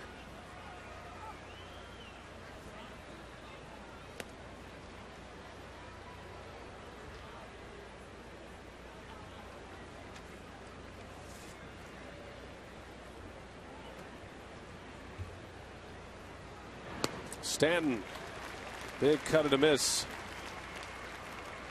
Well, the Brewers have held Stanton in check this series. His first at bat on Friday, he doubled off the wall. He almost hit one out, hit the top of the wall, and that's been it. He was 1 for 4 Friday night. He was 0 for 4 last night, and Stanton is hitless today. He's 0 for 3. And down he goes. Estrada makes quick work of Mike Stanton, an about face. 2 gone, and the Brewers an out away from their 94th win, which puts them 1 away from a franchise record.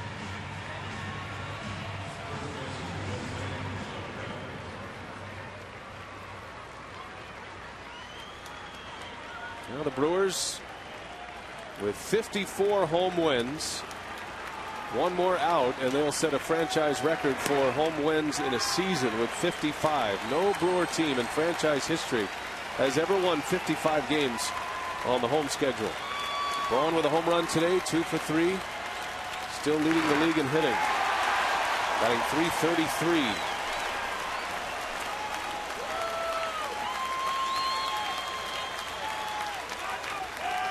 Marlins down to their last strike, and the Brewers make it 7 straight against Florida this season. Swept them in a 4-game series in Miami, and then out away from a 3-game sweep here in Milwaukee.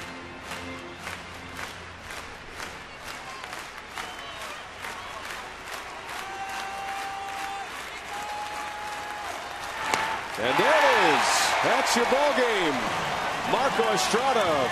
A 1-2-3 inning with a couple of strikeouts. And the Brewers win again. A franchise record for home wins in a season. 55-23. That is win number 94 of the season. And a 9-5 victory today behind Chris Narveson, who is now 11-8. So now we watch the Arizona Diamondbacks and the Giants. Craig Kashan will have updates from that game, and we send it out to Craig, who is standing by with Brewers Live. Craig? All right, Brian, thanks very much.